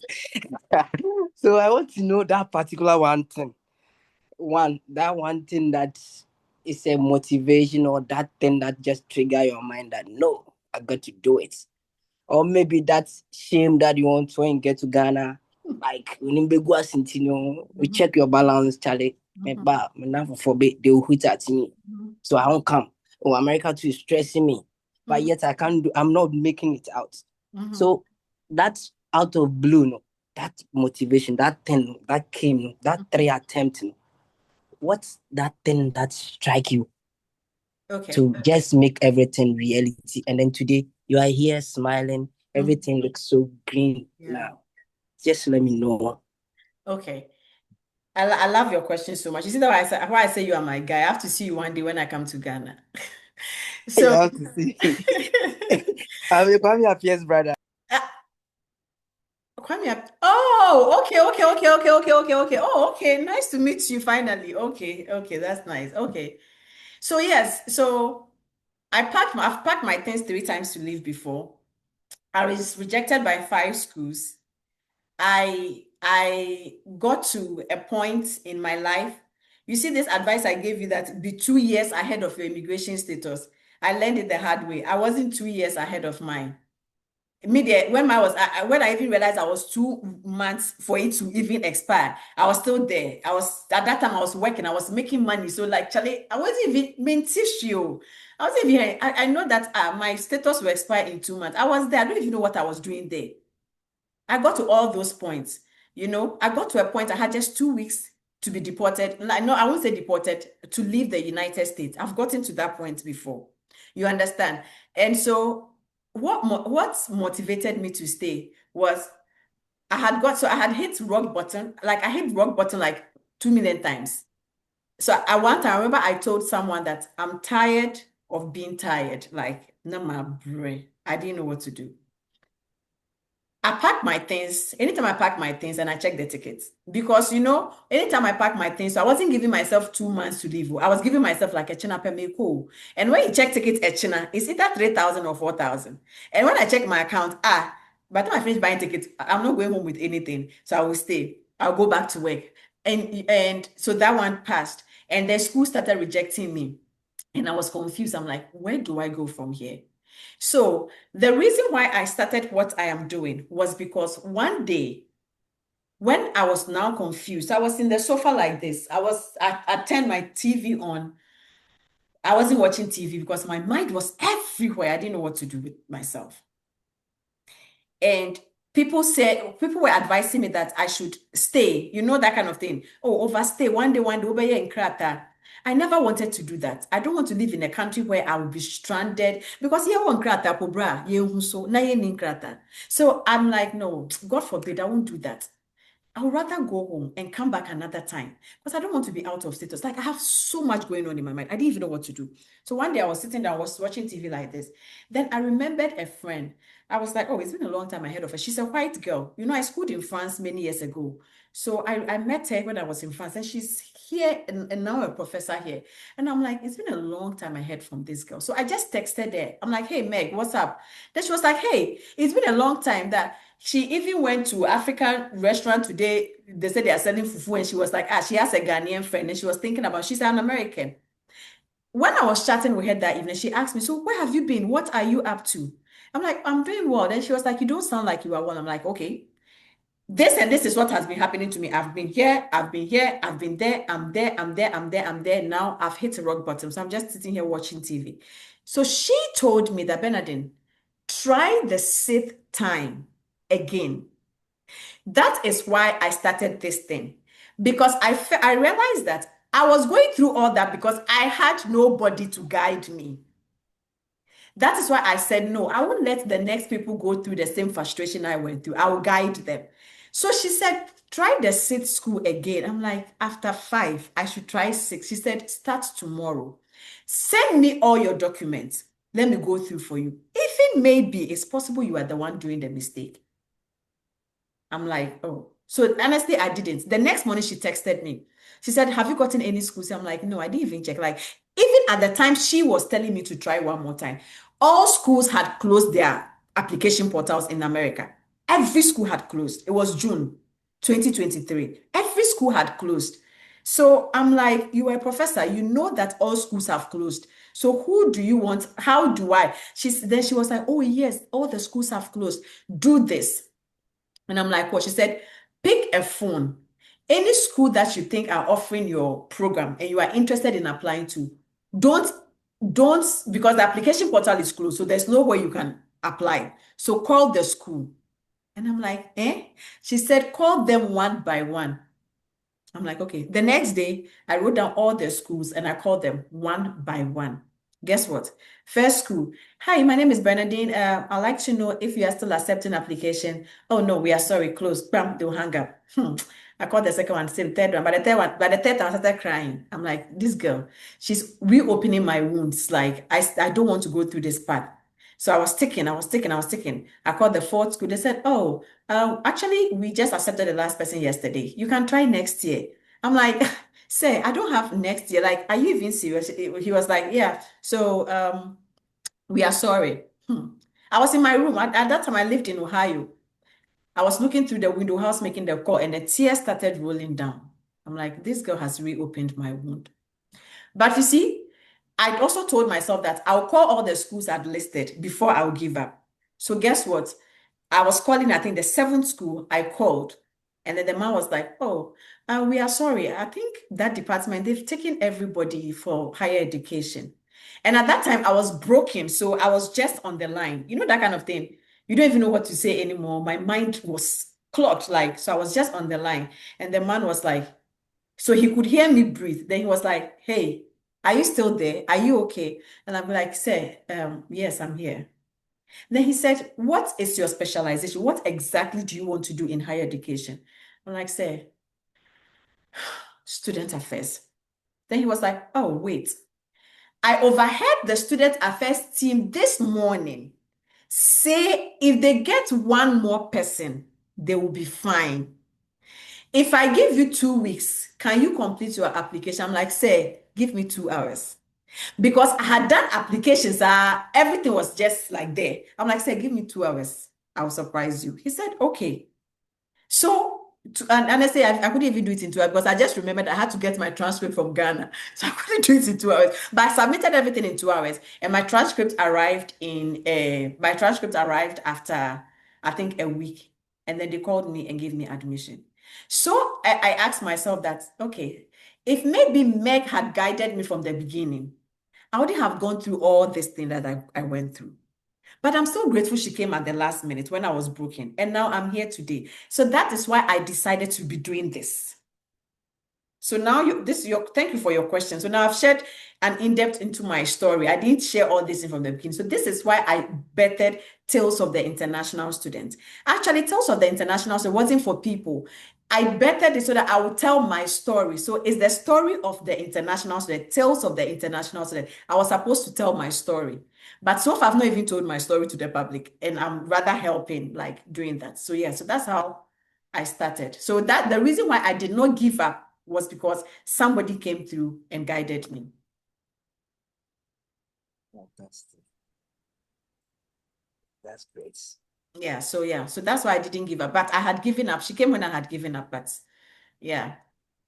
Somebody came and said, try one more time. So the state school was actually my friend's idea that I should try one more time. That's what I'm telling you. I'm telling you, try one more time. Maybe you've tried 3 times already. Try one more time. Now that so when I took my documents to her, she told me everything is okay, but I want to adjust your SOP. And I'm like, you are a professor, so please adjust my SOP anyhow you want it, because I don't even care anymore. And then I got a school. So that is why I said, after you have heard from me now, first you were doing things wrongly. Now that you have heard from me, try again. You might never know. Okay. Thank you for sharing your story. Yeah. The last one. Last one. I'll just I know you're tired. Last one. Okay. Okay. The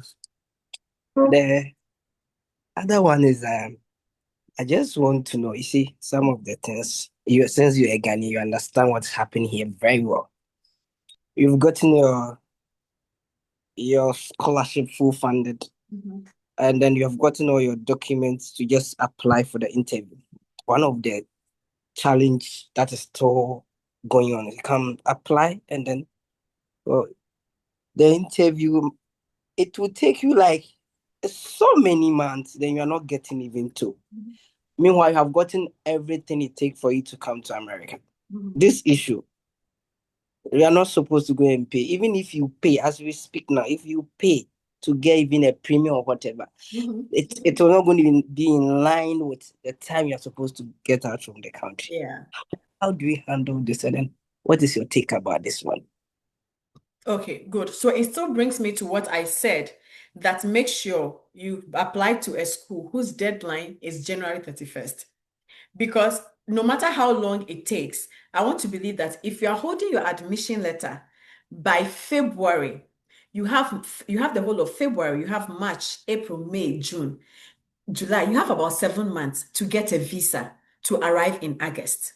So it will still take me back to you being proactive, you opening your eyes to make sure that the departments you are applying to, this is their deadline. Because if you apply to a department whose deadline is March 31st, you'll be holding your visa and you'll be holding your admission letter in April. Then you have May, June, July, you have just 3 months. Can you guarantee that? That is why I said make sure your school's deadline between the 1st of December to 31st of December, that is it. So that you have solid 6 to 7 months. And I think that is enough for you to get date to go for interview and arrive here. Okay. Thank you. Thank you so much. I appreciate it. All right. More questions, please. If not, I would like to say thank you all. I mean, I appreciate you all for coming, for trusting me. People have not even seen my videos before, but they just joined and all that. If you, so this is my Instagram. Let me put my Instagram. Thank you, Ishmael. I think my Instagram, I always forget what's my Instagram, but if you go and it's not there, to just look for me on LinkedIn, but I'm sure it's there. So on my Instagram page, what I do there is when you come there, I share more about my life, like my travels as an international student, things like everything you want to. The thing is not, I think the underscore is not working here. I don't know. But okay, good. On Instagram, once you click Bernardine, I'm one of the first 3 people to appear. I'm in a green dress. Bernardine, just search Bernardine on Instagram. I'm one of the first 3 people. I'm in a green dress to appear. You want to subscribe to my Instagram. Also, that one I share a day in the life of an international student, how we overcome stress, how the job I do all those things. I like traveling a lot. I share all those ones, how you can travel together as friends, how you can come together. Like I do all those things. Recently, I made a nice visit. I went to the White House. I'm here to make that video. So if you want to see my White House in Washington, D.C., so you want to subscribe and you just follow me on Instagram and I share all those things. But on LinkedIn and on Facebook, I do strictly business. I go there and I post strict information for international students and I find my way out. You understand? But Instagram is a play place. So if you want to follow me, fine. But I want to say I appreciate you all. God bless you all for, trusting me and for believing in me. I hope you have left the comments because the next session will be, I think, the 15th of either the 8th or the 15th of November. So you can spread the word to your friends. I will now publish the link for everybody to, I will rest this week. Next week, I'll publish the link for everybody to, start signing up. And that will be the last one for the year. So you want to tell your friends when they miss November, the next one will be somewhere in February. So they don't want to miss it.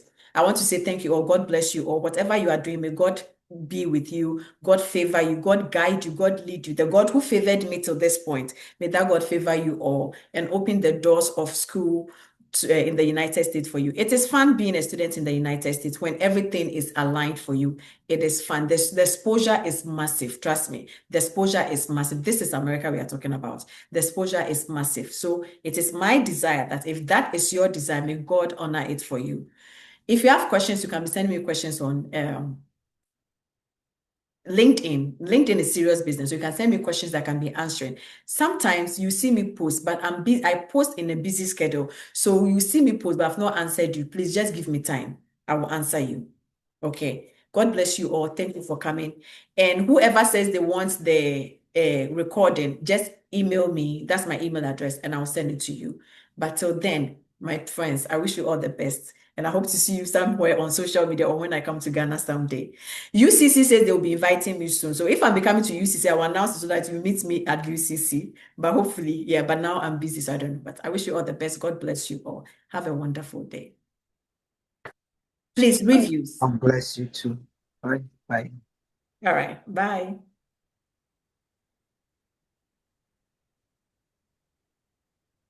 Thank you, Ishmael. Thank you. Thank you. Thank you, Evelyn. Thank you, Nana.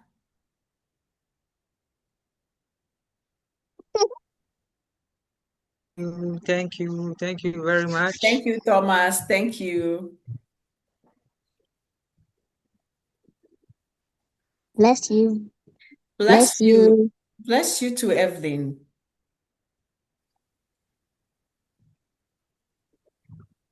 Yes.